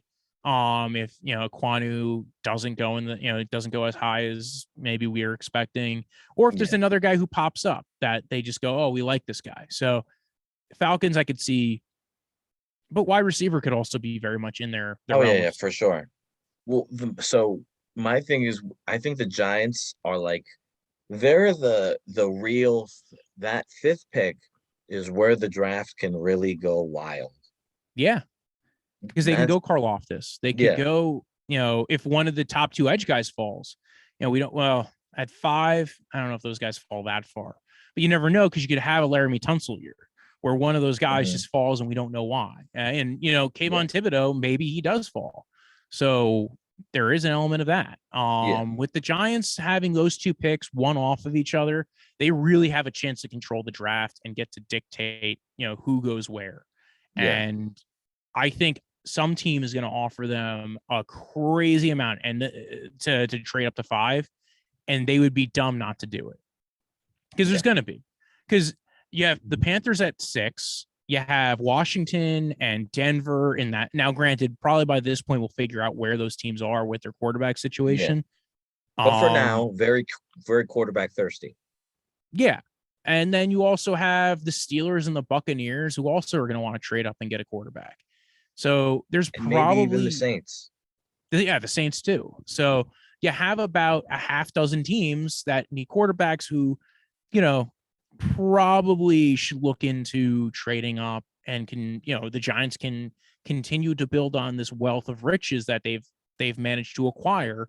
From Gettleman doing non-Gettleman things, because Gettleman never would have traded 2 years ago. Then all of a sudden last year he's trading down and getting a first-round pick in this draft. Somebody has to tell me what happened. I want to know if Joe Schoen was able to like hack his brain a year in advance. It's like, I'm going to take over this team, trade down, draft Kadarius Toney, because and Kadarius Toney I think there's going to be, especially with Dayball there, maybe a lot more utilizing, some of his gifts of running after the catch, trying to get him a little bit more motion. They're losing Evan Ingram. It's weird. They're going to be losing a lot of players that I've associated with this team. Ingram's never really popped the way I thought he would. I kind of want to see him on another team and see what he can do and see a team maybe utilize his skill set, but he just never really developed. I mean, it's so hard because the only quarterback I really don't like the quarterbacks. Not that they're bad. It's just they're all really flawed, in my opinion, in this draft. Like I take Kenny Pickett, but to me, Kenny Pickett, he reminds me like a lot of people have been saying he reminds me of Derek Carr. He does not remind me of Derek Carr. He reminds me of Kirk Cousins, but just a little bit more physically gifted. And if I you mean, some people would maybe argue that Derek Carr is a more physically gifted Kirk Cousins. Like they're not that differential. Like they're the differential between those guys. I think he falls more on the Kirk Cousins side than the Derek Carr side. And that's not a bad quarterback. You can go to the playoffs with a quarterback like that, but can you win with a quarterback? Like, can you win a Super Bowl with a quarterback like that? Not unless you have like a great team. Maybe if you're Pittsburgh, you go, fuck it. That's my guy because I got fucking Najee Harris. I have TJ Watt and we're gonna run the ball and you're gonna throw it on third down and that's it. But if you're Carolina, you're gonna really put all your eggs in the basket on Kenny Pickett? No, if I'm Carolina, I'm trying to sell teams to come up and get him. Yeah, exactly. So they're going to do their due diligence on him, and they're going to try and get teams to really buy into one of these players because I do think, first off, I think Carolina might try and trade down because Carolina has no picks outside of, it doesn't have a pick in the top 100 outside of their first pick. So I think that they are going to try to, now granted, Matt Rule might hit the my job is on the line button and just draft a quarterback. And maybe we'll Which see. Which is what I think is going to happen. I think it's very possible. In which case, again, they're going to be looking at all these quarterbacks anyway, and everybody's going to know they have to get in front of the Panthers. And then also everybody's going to know, well, if I know I have to get in front of the Panthers, the team that I can reach out to is the Giants because they have 2 first-round picks, 2 picks away from each other. So, and then also the Jets, but I think the Jets are in a position where they might get like a star player at that spot. Yeah. But my fear with the Giants, and this is like, I hope they don't do this, but I think if there's a chance they go full retard and then they draft a quarterback right at 5. I don't think so. I don't know. I don't think so, because it reminds me a lot of the first year that the Bills, the Bills came into their establishment. Why did the Bills not draft Pat Mahomes? Well, the Bills didn't draft Pat Mahomes because they didn't feel like they had a team ready to support Pat Mahomes. Mhm. So instead, they traded down and they got Tre'Davious White. So it's kind of a similar situation. I don't think they would draft a guy at 5 or 7 who they don't think could be like an elite talent or a star. And if they're going to be doing that, I think what they will try to do is trade back and accrue picks for next year, where the draft class will be a lot better and they will have an opportunity to take a guy like Bryce Young or somebody else. Yeah. And then you just never know who comes available, when you're past the Daniel Jones phase of your lifespan as the Giants. Like, you don't know who comes available next year. We don't know what happens with Aaron Rodgers. We don't know what happens with Kirk Cousins. We don't know what We happened don't know with what Deshaun happens with Derek Watson's. Carr, Yeah. Russell Jimmy Wilson, Derek Garoppolo. Carr. Yeah. There's a lot of quarterbacks that could possibly be on the move. But do you want to get somebody's, like sloppy seconds? Or like what? I don't know what this Giants team is necessarily gonna do. Because to an extent they do have some pieces, but I don't think they don't have like a great piece. They don't have one really great player. They have a No, whole bunch of decent guys. the idea was always that Saquon was supposed to be that great player, and that never turned out to being the case. They Saquon might, can't. and I can imagine them trading Saquon. I don't know what they're gonna do with Saquon, because to me, when I watch him play, he can't cut. Well, he was coming off an ACL. Like, I give him a little bit of benefit of the doubt for coming off the ACL. I think he will be better next year. It's a lot like Dalvin Cook when he came his first year off the ACL. He wasn't Dalvin Cook the way we see him now. And then year 2 is when we saw Dalvin Cook really take that step forward, and everybody goes, dude, Dalvin Cook's really good. And it's like, yeah, because Dalvin Cook actually, like, when healthy, is a good player. He hasn't always been healthy. And coming off an ACL, sometimes you're trying to get used to, putting weight on that leg, cutting. That's the hardest thing when you are coming off an ACL, is cutting. So, I could see Saquon being a lot better next year. That doesn't mean that if I'm the Giants, I don't trade him, because you have the opportunity of, one, if you can take any of his salary off the books, that's helpful. And B, maybe getting a good pick out of it in return. Like, again, if you trade him to a team that might utilize him, say the 49ers, and you get a 3rd round pick or something else in return for him, and he goes there and blows it up for the 49ers, then, like, okay, you turn around and you're like, well, he might have did well for them, but now we have $3 million off our books, or $4 million off our books, because you probably have to eat some of his cap to get like a good pick out of it. Because I know it's like a $7 million cap hit, and they can't cut him because it's fully guaranteed. But, you trade him, you get like a 3rd round pick and maybe another pick in the following year, and you try to develop the team around your players, and they might not do that. They might keep Saquon.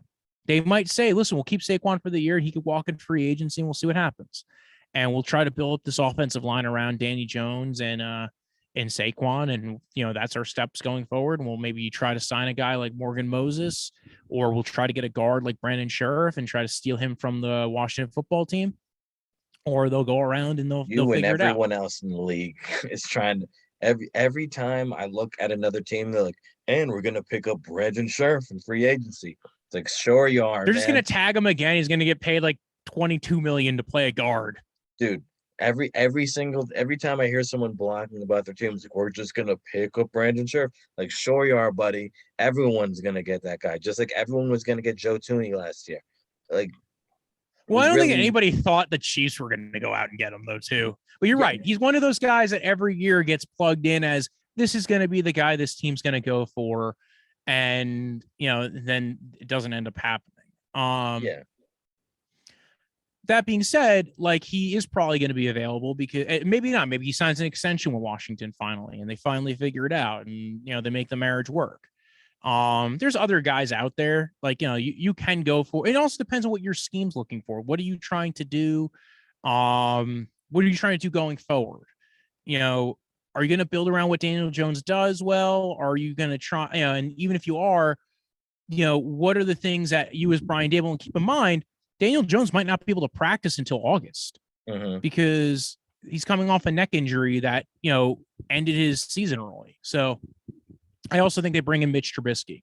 Like he's just going to be riding down sidecart with Brian Dable from Buffalo, being like, "Oh yeah, this is the plan the whole time. I was going to join him in whatever situation he went to." Because I think they need a backup plan to Daniel Jones, no matter what they do, because they just don't know if he's going to be healthy going into the year. And I don't know. I mean, if you can reclaim Mitch Trubisky, you're a legend. If Dayball can because that's been like their big project. They've been like massaging this guy and working on, like they're trying to fix up Mitch Trubisky. I wonder if they can really get it done, because talk about physical tools. The guy has all of them. I He's don't got know. everything you want. He doesn't have the best arm in the world. He has an okay arm, but he's and he for some reason can never throw to the left side of the field. I don't know what happened. I don't know if the left side of the field hurt him when he was younger, but he can't throw to his left like Where at did the all. left side of the field touch you on the dome? Yeah, it really is like that. It's like 4 years this guy was playing, or 5 years he was playing. I can't tell why he couldn't throw to that side of the field. Is it the arm strength? Is it because his leg locks up when he, and part of it is, I do think some of his footwork needed to get fixed, and it never did in Chicago. Yeah. And maybe working with Dayball for a year, and now they're coming down here, especially if they bring in Ken Dorsey.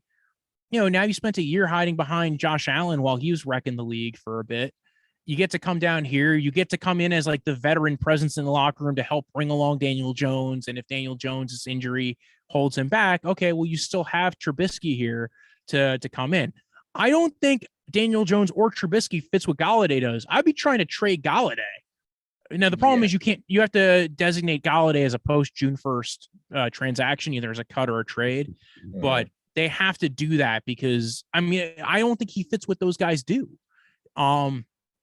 There's not very many quarterbacks who do what Golladay needs you to be able to do, which is throw contested catches. You need a guy like Herbert. You need a guy like Mahomes. You need a guy, Baker actually probably would work really well for him. When Baker was healthy, he's throwing those kind of balls that actually would make it to Golladay. Honestly, Zach Wilson would love that. Zach Wilson loves throwing 50-50 balls, which it's not necessarily the 50-50 ball, but it's throwing it in the spot exactly where the guy can't get it. And it's throwing it in a way where it's either going to be an incompletion or so it's a really hard gauge of what they're going to do with Kenny Golladay going forward. Again, another one of those guys that if they were going to move on from him, they have to designate him as a post June 1st transaction. They could do it with one of those guys before the draft. I think they could do it early, and then they have to wait for any of the other guys that want to do anything like that with. He might be one of those things that happens after the draft and a team goes like, we didn't get the guy we wanted, so we'll go ahead and trade you for Kenny Golladay and we'll give you a pick next year or something. But it's another transaction. They want to clear out cap space and try to fix their cap room, which is exactly what Buffalo, exactly what Shane said he wanted to kind of do. That's one of those transactions that really, Gettleman layered you with, where he gave you this weird, $17-18 million year, wide receiver who really was kind of like, I don't know if I would have paid. Yeah. He's a very style limited guy. He needs he's a guy who's open when he's not open.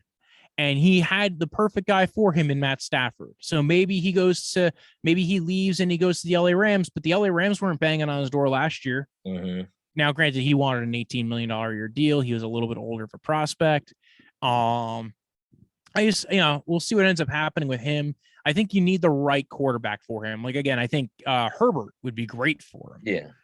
Yeah. Where you have that zip on the ball, where it's Josh Allen would be great for him, where you're getting a guy who, Allen could throw that ball to him and he'd be fine, because you need to have enough zip on that ball where if it careens off his hands or it goes by him, it's not getting, the problem with 50-50 balls where, especially like for Daniel Jones, when he throws them, it's just, you're throwing a 50-50 ball. It wasn't like we intended it this way, or that this guy, you're playing to this guy's skill set.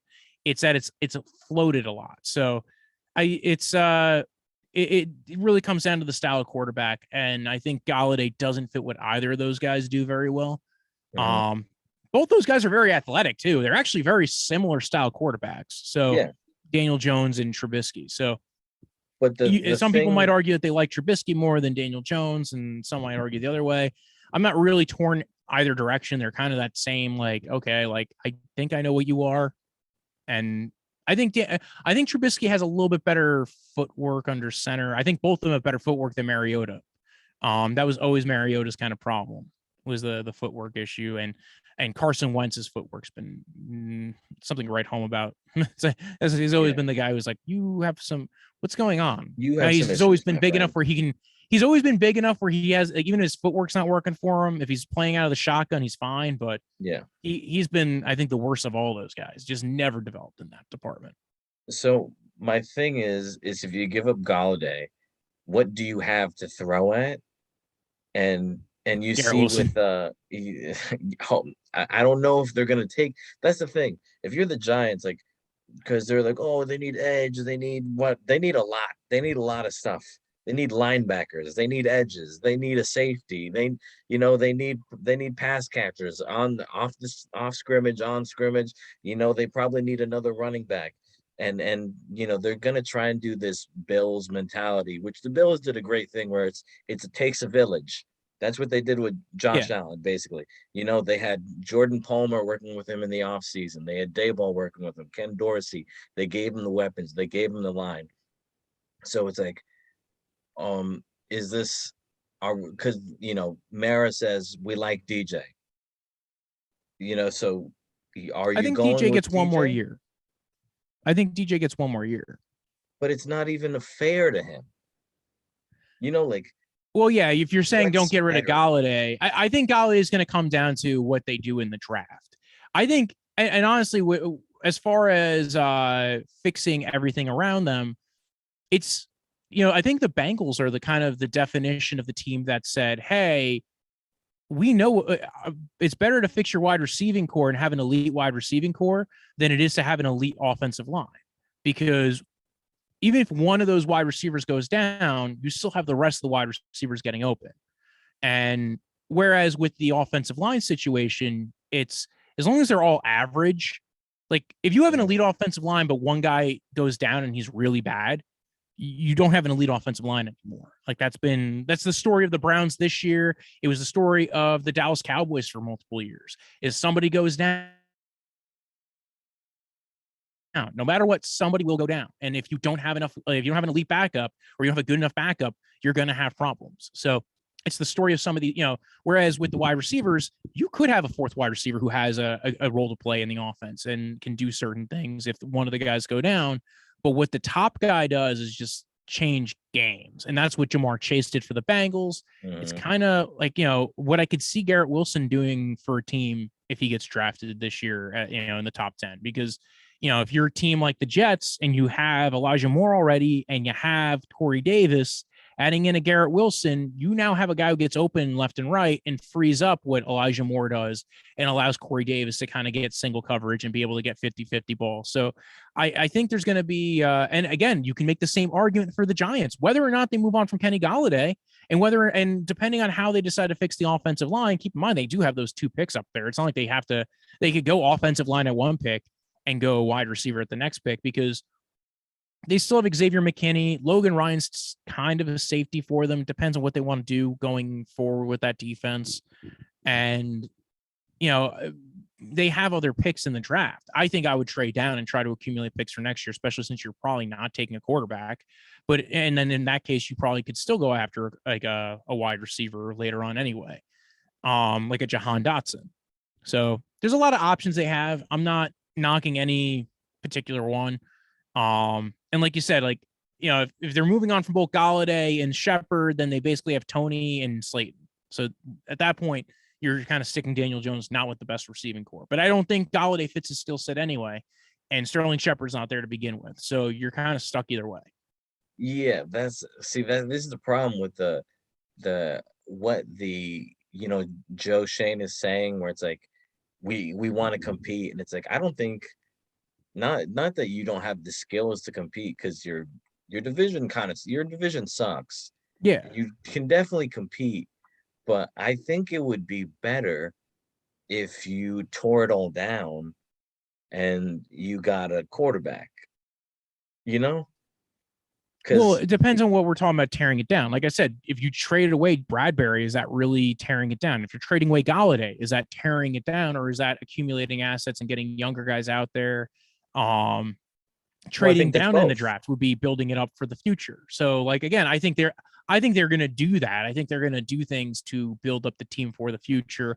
I think Shepard. I think if Sterling Shepard had not torn his Achilles, he'd be a trade chip right now.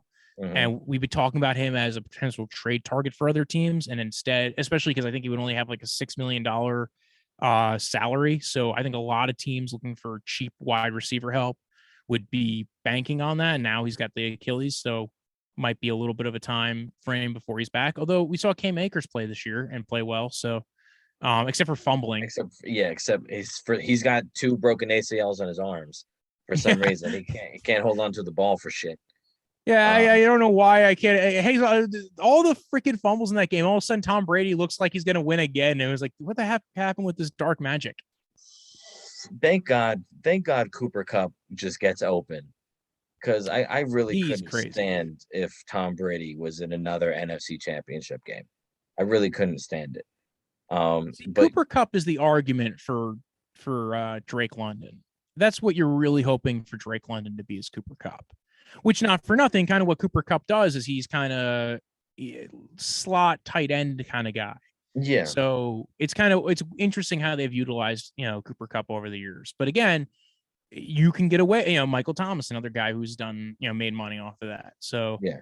But also, do you have a high level football IQ where you can read the defense, and you're finding, and your elite skill is finding these pockets in the defense where you're getting open and you're catching, you're using your ability to shift around and using your decent athleticism to get open.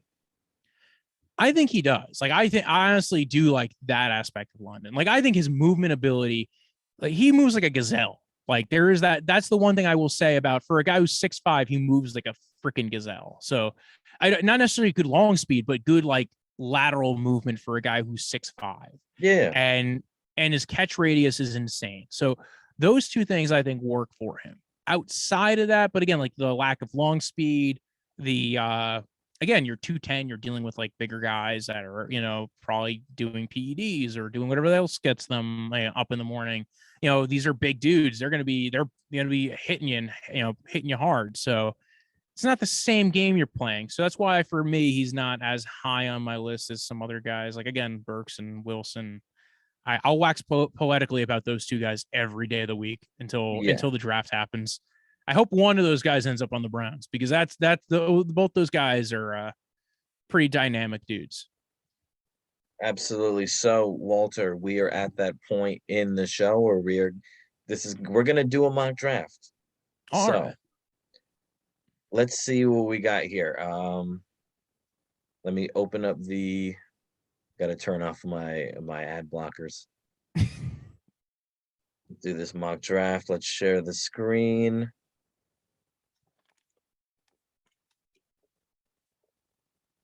All right, there we go. Oh, Select all. it's not nearly as many tabs as when I do it. I'm a simple man. So I we're at I we're have at number one, and I'm still thinking they go edge. What do you think? if it was me making this pick, it would be edge still because I feel like, especially given the offensive line free agent market, I would be I I would probably be more comfortable taking one of these edge rushers like Aiden Hutchinson or Kayvon Mhm. Thibodeau, and especially if my D coordinator is going to be Vic Fangio. Pair one of these guys up with Josh Allen, sign Akeem Hicks, and you'd have an amazing defensive line. So I would probably, if it was me, I'd go Aiden Hutchinson. I could see I Thibodeau I too. gotta agree. I think recently I've become more of a Thibodeau guy, Mm-hmm. because I think his speed and his power rush is going to be something that's going to be in the NFL for a long time. But so we're at number two, and this is again a no brainer. This is Thibodeau, right? BPA at that point. Yeah, there's Yeah, nobody here who else they would want to take. this is Thibodeau. Yeah. Now we're at a weird spot where I think the the Texans were hoping that one of the two would have dropped. Um, but they lost. I don't I don't think you take Stingley because I've said it on the podcast. The drop off in play, the injury history with the ankle. I think even you said like Gardner is just above him. And there's people who have Trent McDuffie above them too. Yeah, So it's I've not just Andrew I Booth. haven't broken down all the cornerbacks yet. So I think there's going to be guys that are first off. I think there's going to be teams that go, well, maybe we'll get Elam later on if he's available at the top of the second. Or Yeah, so I don't know if Stingley's going as high as some people have him ranked. and I've also heard that they're interested in moving Laramie Tunsil. I did hear that too. Yes. So I'm in this world. Let's say pretend they move Laramie Tunsil, and we put in a Laramie Tunsil. We're getting I'm Evan Neal. smiling because that was exactly what I was going to say. Is that's been the Yeah. rumor right now is that they're moving on from him. So we're gonna move on, and we're getting Evan Neal. Now with the Jets. The Jets are kind of mad, honestly, because there's not a whole lot of options here. There is Kyle Hamilton, which I really don't like, but I do feel like the way the Jets have been talking, it might be Kyle Hamilton in number 4, as much as I don't like that. But this is our draft, and I'm not taking a fucking safety at number 4. Because yeah, my thing with taking a safety at 4 is then Kyle Hamilton starts off in the league as one of the best paid safeties. yeah. And unless this guy is Sean Taylor, Palomalu, Ed Reed, and they're saying he has the chance to be, but it's a chance. Well, also there's going to be more. You still have Marcus May who's coming off of an injury. Maybe they try to retain him. Marcus Williams probably will be a free agent this year, Justin Reed, unless they tag him again. So there's other options in free agency as far as safety goes. Yeah, I exactly. agree with that. So I'm assuming you want to go either D line or offensive line.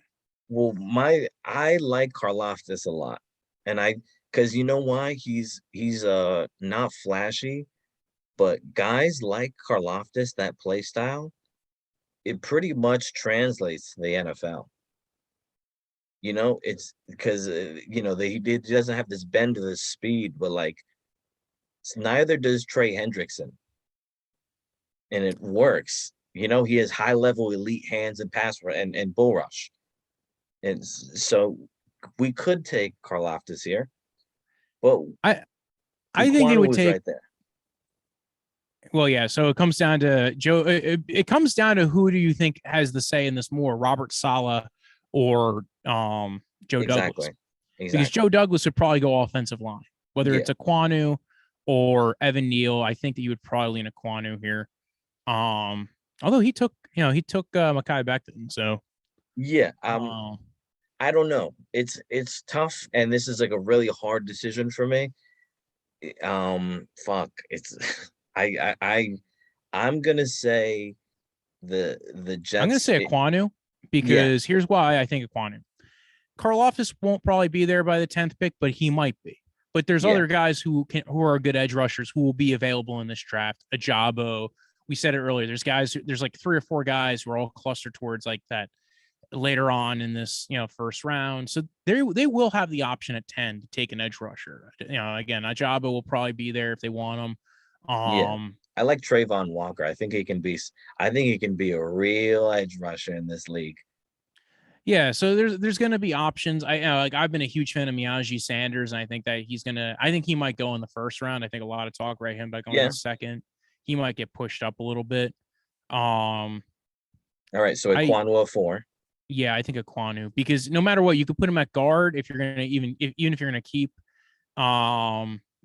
if you're going to keep Fant and or Moses, and it depends on what happens with Becton too. So it gives you a lot of options right there. Yeah.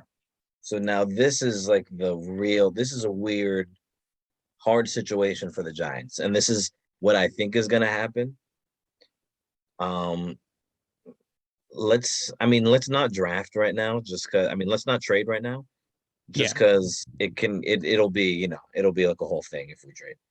Are we taking Like, what are we taking right now? That's my thing.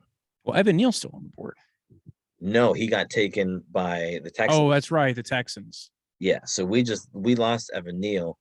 Um, I mean, I could see them going Carl Loftus. I I'm thinking Ojabo. Oh, you think of Jabo because you I want think, that edge bender.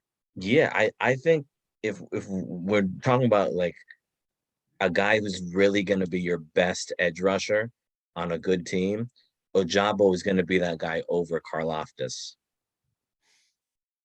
I mean, I don't hate it. I think both of them are fine choices there. So, and then there's also Cross, Yeah, who I think will go at the next pick if the Panthers don't take a quarterback.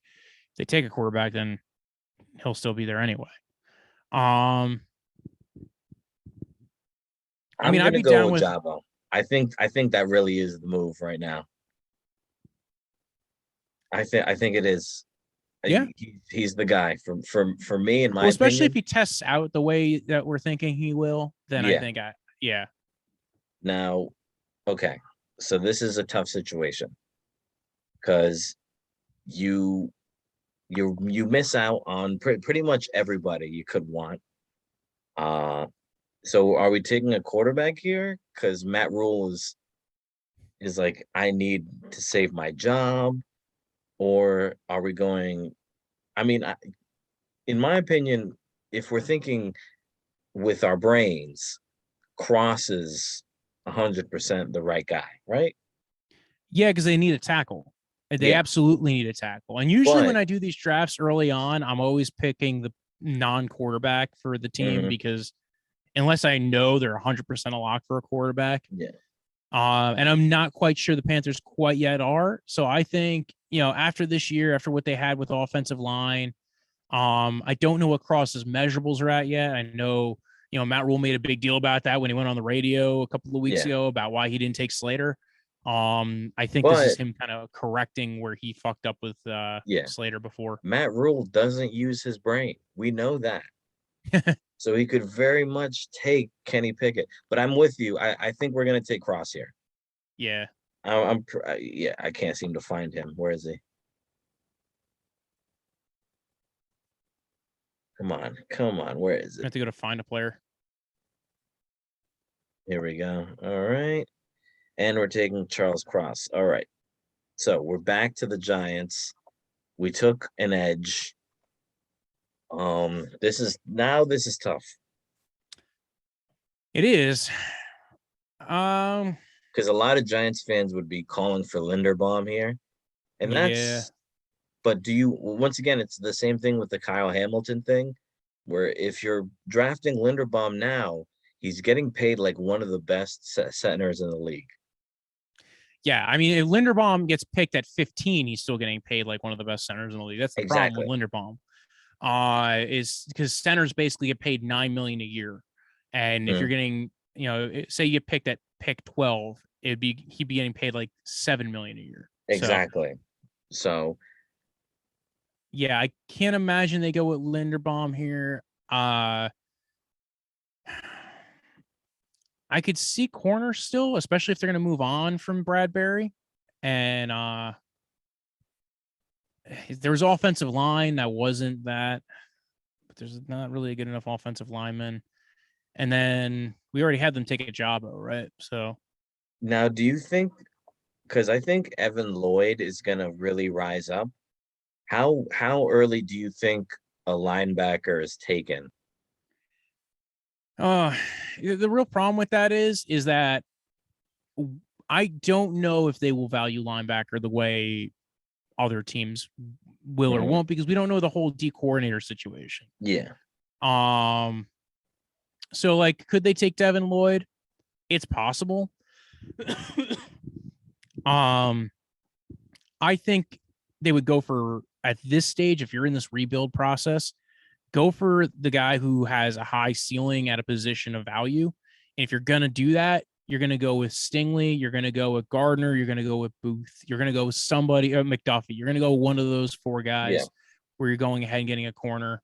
Just because there's no offensive lineman I want to take here.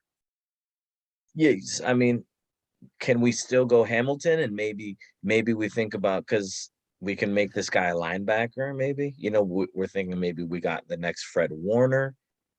I mean, I wouldn't mind Hamilton just in general because you're talking about a position that safety is severely undervalued as a Yeah, position. So just because, just because you're worried because of the contract value, the I would say safety is different from center because you can probably get a solid center you can get a solid safety, but it depends on your scheme and everything too. yeah, But like my point more along the line of like with center is that you can get solid center play for very little. Like what a really good safety does for you, it takes up so much of the field. So I could see taking Hamilton yeah, and pairing him up with McKinney here.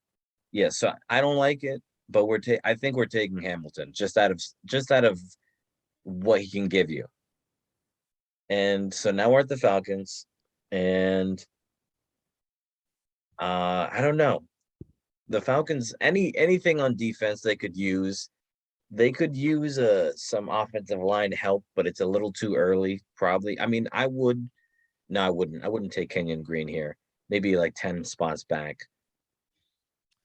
But Stingley, or Stingley, again Gardner. I think Sauce Gardner would be an interesting one here. McDuffie. It I depends. don't I also don't know the Falcons defensive scheme that much. So I don't have the knowledge of what they like. I think Stingley's more versatile. So if you want to go Stingley here over Gardner, I think that would be fine because Yeah, I know Stingley can play both in pretty much any scheme. I know your worries with Stingley are certainly found very injuries. true and certainly founded. Yeah. I'm not disagreeing with it, but I think they would go Stingley, especially LSU. They're kind of familiar with that Yeah. area. Yeah. I was trying to save him for the Vikings because I think the Vikings are gonna love if they get Stingley. But we're gonna take Falcons and Stingley. And now we're at the Broncos, which this pick will belong to the Packers. We all know. But That's what we think. We don't know. yeah, I'm telling you, I don't know if Rodgers leaves. if not, I think this is slam dunk Kenny Pickett, right? They're good pretty much everywhere else. I guess so. You know what it is. I just don't buy that nobody's going to trade up to get him. So, Well, yeah, yeah, I'll go. I would probably say it's probably Kenny Pickett for yeah. right now. In a world where we don't trade, this is obviously a world where we don't trade picks. Nobody's trading. No quarterbacks. No Yeah, players. Nothing. I just don't want to deal with the trade machine right Yeah. now. And then this is actually awesome for the Jets. Karlaftis is right here, and we thought about taking him at 4. So I think we run up to the podium and we take him. And I think he pairs up well with what Carl Lawson does and what they Absolutely. already have on that defense. Now Washington is they would want a quarterback. They really badly would want one. Yeah. And I can't really think. I mean, I could see the I could see the Washington football team taking a wide receiver. Something else to put next to Samuel and Scary Terry. But I don't think I don't think it's a primary need and it's a deep wide receiver class. Like Yeah. if they want quarterback, then they should go quarterback. Now and if they Now, don't, which quarterback? That's your thing. I'm thinking Matt Corral. Matt Corral? Yeah. Okay. I don't know why I keep calling it Coral, but I keep looking at it. I go, it's a Coral, Coral. And recently I've really cooled down on Corral. And I've like gone a lot. I've gone very high on Carson Strong. I think he can be like this strong arm. I mean, he can't move for shit, but if you want a statue, he's the statue. Yeah, but I think a lot of teams value the movement, especially Washington. Washington likes when their guys can move around. Yeah. That was one of their problems why they didn't keep Alex Smith and Yeah. why Alex Smith eventually retired. So So I think it would go Matt Corral or Howell. And Malik Willis is probably a good discussion, but the problem I have with Malik Willis is I just don't think like you can't play him right now. Like he's yeah, pretty much unplayable, and also like he is very physically gifted, but he lacks the size. He really does. Like he I don't even mind about the size because he's built like a running back, but his physical gifts are fine, but they're not like I saw him getting taken down from behind by guys from Syracuse. Like yeah, I'm not really impressed with his athleticism. Like he's nowhere near Lamar Jackson territory. yeah. I don't He's even know not if even he's Jalen Kyler Hurts Murray-ish. territory. Yeah, like he's not even. Yeah, I would say No, I he's don't think he's anywhere somewhere. near Kyler Murray. I think Kyler Murray is that. Like if there's like AB, like I think he's kind of more. He's more than average. Like I think he's probably more in Mahomes territory. Yeah, exactly. So now we're at the Vikings. Um, I like cornerback for this. I think Sauce Gardner is an awesome pick here. Yeah, I now we don't know who the defensive coordinator will be, Yes, but yes. I agree. I think Sauce Gardner would be a great pick for them. I also think Jordan Davis could be good here, but would you only take a guy who's run stopper so Yeah, I high? don't. Well, and also the new GM that just joined up there is Queze Adolfo Mensa, and he's coming from the Browns, and he's coming from an analytics background previously with the 49ers, came over, he was part of the scouting department, he was the assistant GM, and I really don't think he would spend that kind of a pick on. I think he would spend it on, again, like a Yeah, corner, probably try to trade down, right. or again, a high value pick like a wide receiver even. We're taking Sauce. We're going saucy. And now I think this is the way that the Browns want the board to This is drop. perfect. This is Because now perfect. you have Garrett whoever you Wilson, want. there's not even a question Yeah, anymore. lock it in. We love If it. he was gone, it would have maybe been Burks for me, but a lot of people would have been arguing for somebody else. But yes, Now, Garrett Wilson's the easiest answer to 13. so the Ravens, they I think they could use Linderbaum. I think this would be a great spot for Linderbaum, Yeah, they but could. also it would be a great spot for Jordan Davis. And I really like Jordan Davis. So it's tough, but and then Andrew Booth would also be a great spot for him. See, I was going to say corner as well. Yeah. Because their scheme very much relies on corner a lot. Mm-hmm. And they had issues with Marcus Peter and Marlon Humphrey going down. And I think Marcus Peters might be towards the end of his deal. Like they might be moving on from him soon. So that would be a good argument for it. You're right. Linderbaum would be good because they definitely have to fix their O line. And I think he's going to be the Yeah. popular pick there. But I think you can sign someone at center and yeah. then you can take this young corner and they'll be super useful for you for longer than taking Linderbaum. Yeah, and now keep in mind they did get rid of Wink Martindale. They are going maybe in a different direction with their defensive coordinator. That's true. They So are they going might with not the need a guy nose. from Yeah. What's up? Well, yeah, because they probably won't have the same system, so they might not even need that nose that I'm thinking of, like that nose tackle that Jordan I mean, they Davis would might be. still like that because again, no matter what Jordan Davis, what he brings, even if he's not playing a true zero tech nose, imagine playing that guy at even in a 4-3. Yeah, you have to double him. At no shade. Like you're not worried anybody's running on his gaps. Yeah. So it really comes down to if they're still two gapping or not. But yeah, even still, I'm not all that worried about that. I don't think that's going to be the difference. I think the difference will be more on the back end. How much are they going to rely on man coverage, blitzing, zone coverage? How are they going to utilize their safeties? That's more of the stuff I'm curious about with the new D coordinator. Now, do you think also about edge? I would. The only thing is I don't know if there's an edge I would take for them here that I think that especially they could probably take one of the guys in the second round and always been great for them. That's true. He's been really good. So Yeah. I'm So gonna say we go with Andrew Booth and we feel good about it. yeah. All right. That works. We feel good. I feel good about taking Andrew Booth for the Ravens. So now for the Eagles, Their triple crown picks. yeah. So I think I know that wide receiver is low on the needs, but I think you take a wide receiver right now. It's definitely on the table. Or maybe you wait to pick 19. But Because well, they have 15, 16, and then they also have 19. So yeah, I think it's on the table, but there's also a deep amount of those, there's a deep amount of wide receivers, especially yeah, if they want to take a guy like Jamison Williams. They might be able to wait a couple of picks to take him. It depends on what they really are valuing further at wide receiver now. But you're right. I actually think wide receiver would be one of these three picks. They could take Jordan Davis. I think Kenyon Green is yeah. very much high on their I list because actually I'm Brooks I'm just taking retired. him right now. I'm taking him right now. I think Kenyon Green is an awesome pick for them. Also, And Linderbaum would have been fine there too because they've been using what's his name that they drafted last year at guard anyway. But either one of those two well, guys I don't think would they be don't fine. they still have Kelsey? Kelsey's there, but Kelsey's probably coming to the end of his time being an Eagle. So I'm not moving a Hall of Famer. No, I'm not moving a Hall of Famer off his position. Um, yeah, so I think Green was probably the fine pick there.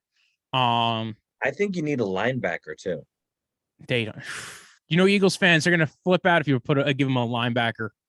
They never draft linebackers. They don't care about linebacker. You need a Jordan Davis linebacker is though. probably more likely to go here than anybody else because they still have Javon Hargrave and they still have Fletcher Cox, Fletcher but those guys Cox. are older.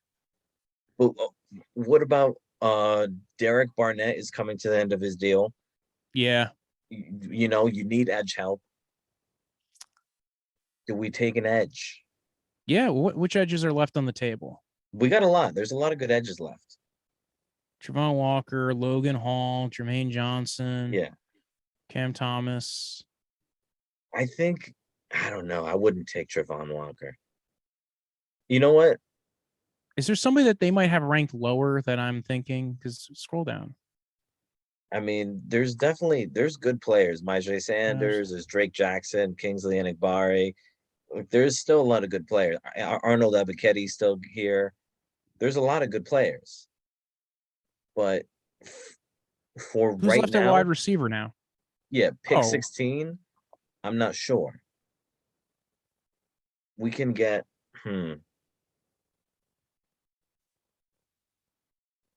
I I like all think four of these guys too. So yeah, I'm like, I I would be think sold, but I could hear the arguments as why Eagles fans would hate any of these picks. Jamison Williams is coming off the ACL, so they probably wouldn't take him here. They probably take him at 19. Burks, I love Burks. I think Burks is going to end up being. I think he's going to be that guy that we look back on. He goes, that was a star level kind of guy. He should have went higher. And Olave and Dotson are both really good players as well. So I could be sold on any of those guys there. I'm saying, you know what? We take Treylon Burks and Do it. and and we hope that we can, get our quarterback to learn how to really throw the ball. If we can get a quarterback that can throw the ball, Get we got a Burks good and cut Rager because the Burks is just the better version, is the Super Saiyan version of Rager. exactly. And so I think this is the easiest pick in the draft. You take Jordan Davis right now. For the Chargers? Yeah, Chargers can't stop the run to save their lives.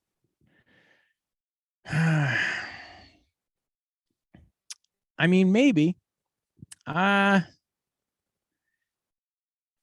guess they could take Or Jordan Davis. I know a lot. You know what it is? I'm probably overthinking it because you're probably right. I don't know if they actually end up doing it, but it's probably the smart move. So have them take Jordan Davis. I'm not against it. well, you remember Mike Williams is coming to the end of his contract as well. We don't Yeah. know So if they're gonna. I mean, I think they'll re-sign him. I think they would be dumb not to. yeah, I think they keep him. I know because I've seen a lot of people speculate on this one. Yeah, and Joey Bosa does need a running mate. Yeah. I kind of like DeMarvin Leal here. Yeah, I was thinking the same thing. I DeMarvin think Leal. he's the best of both worlds, where he can help stop the run and he can, cause some trouble in the pass game. Yeah.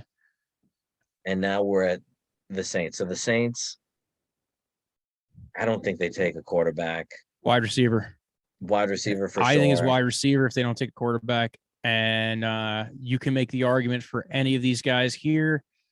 I don't know where Jameson Williams goes because of the ACL.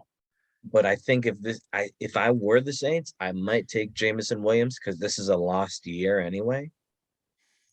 Yeah, You know, and this is like, I mean, but I guess also this there's is like Drake London, and they there is literally Drake London. and they literally did they literally were the team that created Jimmy Graham and Michael Thomas. Both of those guys were Saints. So You know now, what? You granted, sold me. we don't. Yeah, with no Sean Payton, but if they're at least keeping some portion of like that coaching staff, I could see that working. Okay. This is where I see Jameson Williams going off the table. I think this is where the Eagles make that pick. So they're taking Treylon Burks and Jameson Williams? Why not? So, Honestly, you're right. Never mind. I forgot that they took Treylon Burks, but well, but again, why not? Like at that point, like yeah, then you play 3 of them. yeah. Then you have a and the killer, other guys on the you team have a haven't done killer. anything anyway. Yeah, you have That a would be killer unfair. I'm all for that move. Double up, get that shit. But if not, if they're not going to do that, I think corner. I really like Devin Lloyd here, man. And Lloyd? I think Devin Lloyd or Trayvon Walker. I think those are both really. I think Devin Lloyd. What corners are left though? What corners are left? Let's see. Roger McCreary, Trent McDuffie. Any of those 3. I would do any of those 3. I think Elam's actually really good. I think he's underrated here. Yeah, actually, McDuffie, I would take Elam. I know teams like a lot.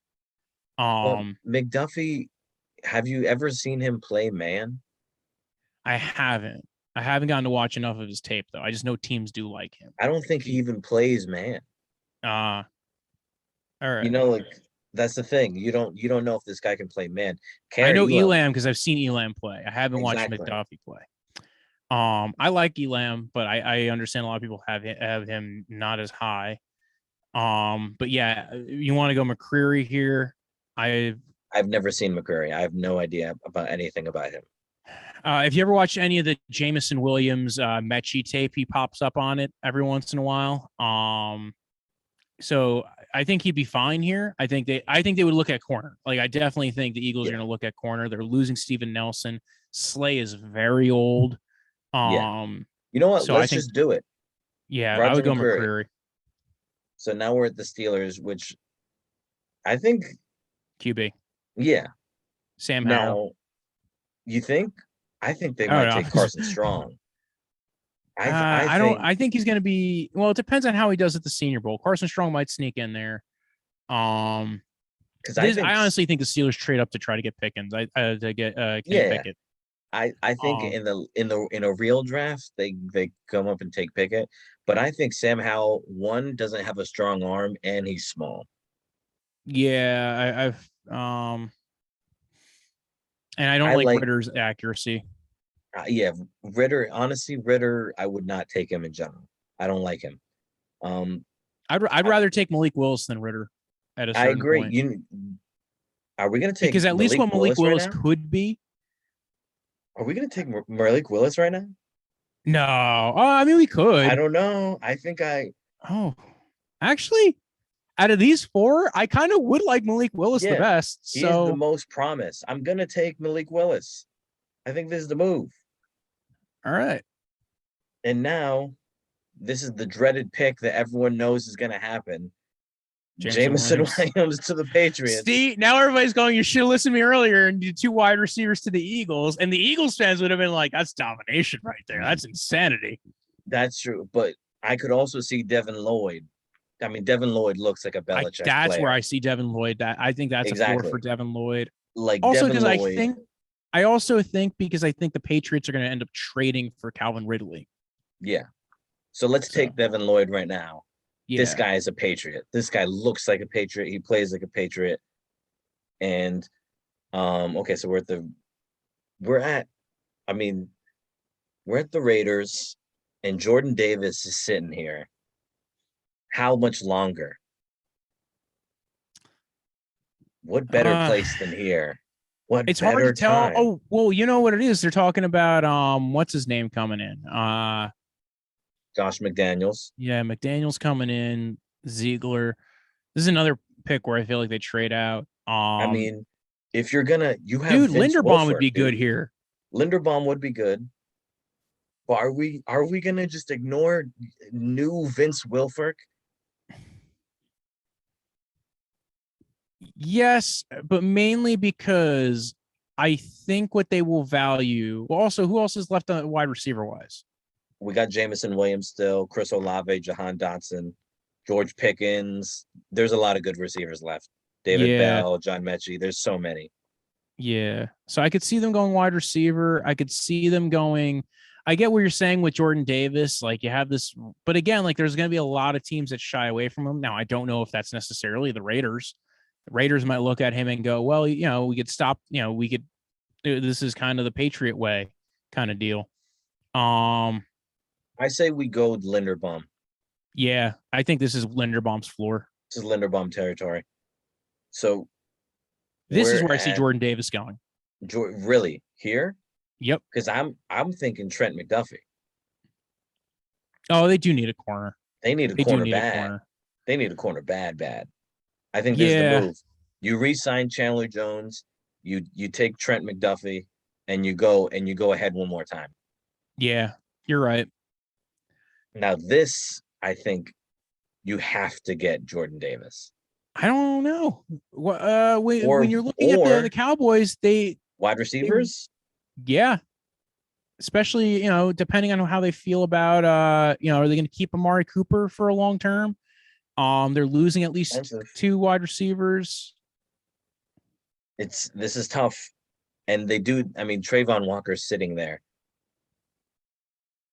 Oh, they're moving on from some edge guys too, so I could see that. This is tough. I think they're going to go after some wide receivers. I have to see what happens with them and Amari Cooper. For to make this an educated pick. So I'm gonna probably say Trayvon Walker here. All right, fair enough. Because they're losing some edge help right now. Yeah, we're going to go edge. Yeah, losing it, Randy Gregory is going to be a big deal for them. All right, this is where I see Jordan Davis or Jamison Williams. I think Jamison Williams is the easy pick here. Yeah, Buffalo with Jamison Williams. You're getting that dynamic. Hate it. I hate this. Get him to go along with Diggs. I hate this pick so much. I have some friends on the Twitterverse who will love this one. Okay, we had to do it. So this is where I see Jordan Davis stopping. Yeah, or unless they go quarterback, but I still don't see them going quarterback. There's no quarterback worth taking right now. No, not with these guys. No. Jordan Davis. Yeah, that's an awesome pick for them. They're going to be so happy. That's what the Titans do. They just take the guy who's falling, who even if he's injured, they'll take him. So like if Jamison Williams was there, they would have taken Jamison Williams. All right, so no Tom Brady, or maybe Tom Brady, but they just took Kyle Trask last year. I know. Oh, Olave.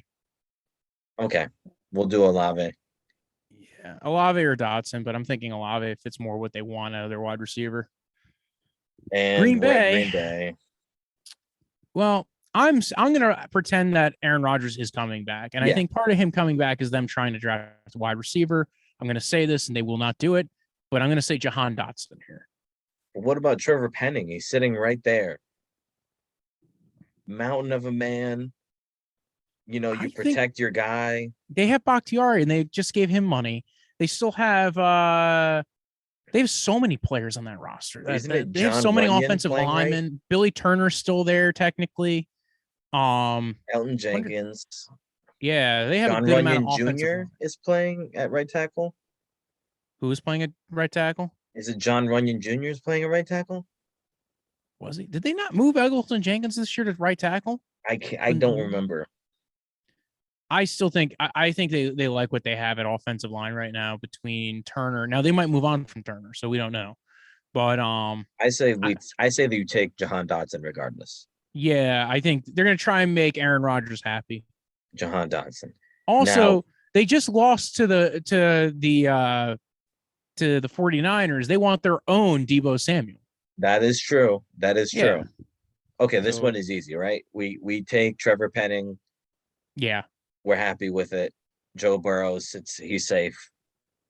Okay, now the Dolphins. And this is a weird pick. Nicholas Petit Frere. There's a couple of pull up OT. I could see Petit Frere. Who there was another one too that they could probably go after here. Oh, I hate this thing. The Draft Network.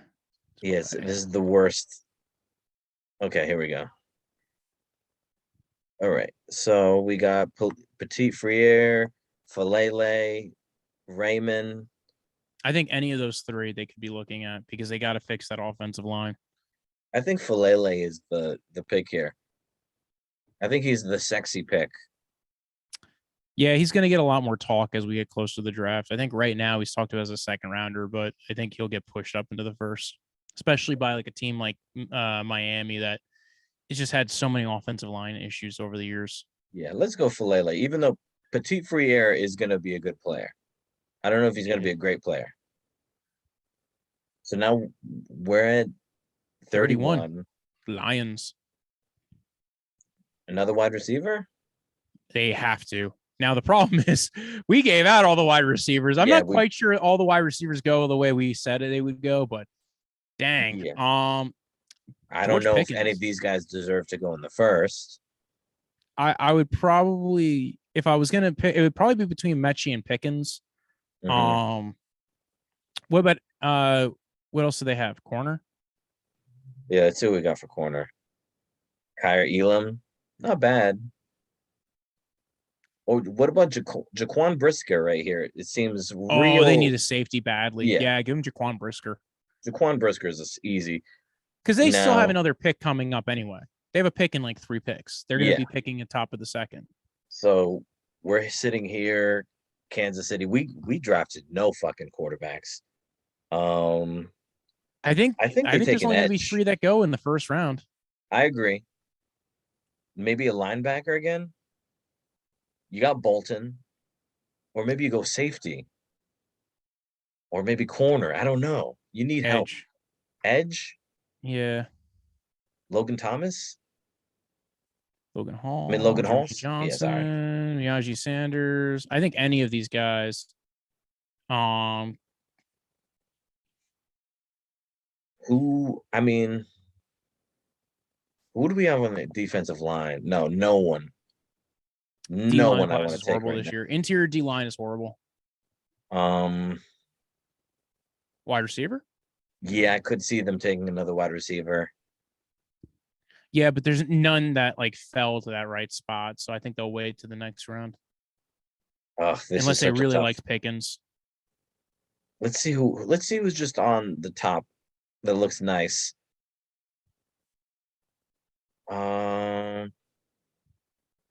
Daxton Hill. Moving on from Sorensen doesn't sound bad. And we didn't take any of the linebackers. We didn't take Nakobe. I think linebackers going to get. I think linebackers. Although last year linebackers went pretty. Like there were a lot of linebackers who went in the first round, and then very few of them actually did anything outside of Micah Parsons and the ones that went to the second. Maybe Nakobe Dean. Maybe. I don't hate that idea.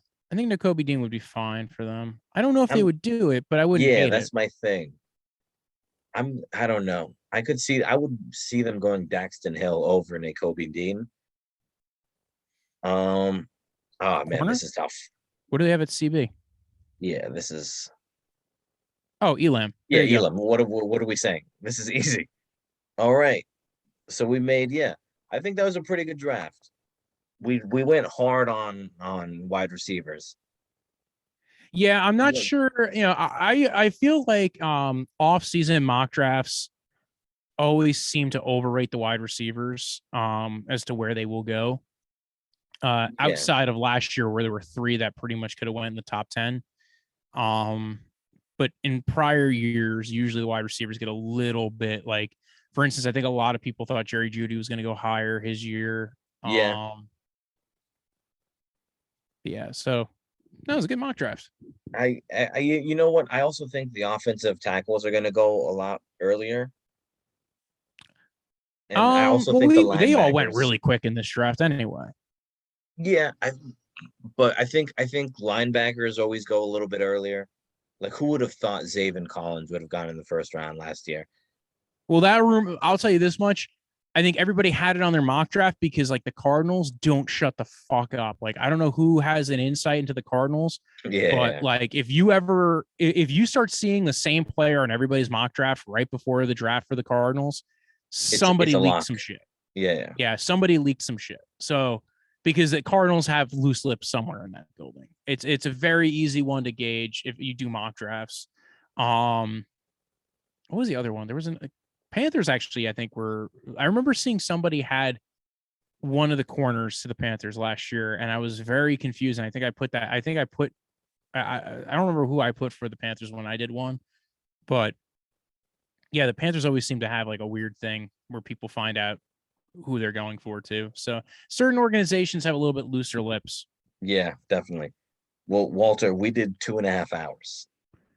That's what yeah, I could just talk about football for about that long. That's where it um, goes, man. I Thanks for I having me could back keep on, man. It was going, great talking about but the New York my Giants. laptop is literally about to die. All So right. just plug your stuff, man. You guys can follow me at BROJO. Death is in the end of life. Punch like a delicious drink you drink in the summer. That's on all platforms. You know, Instagram, Twitter, the Facebook, and the TikTok.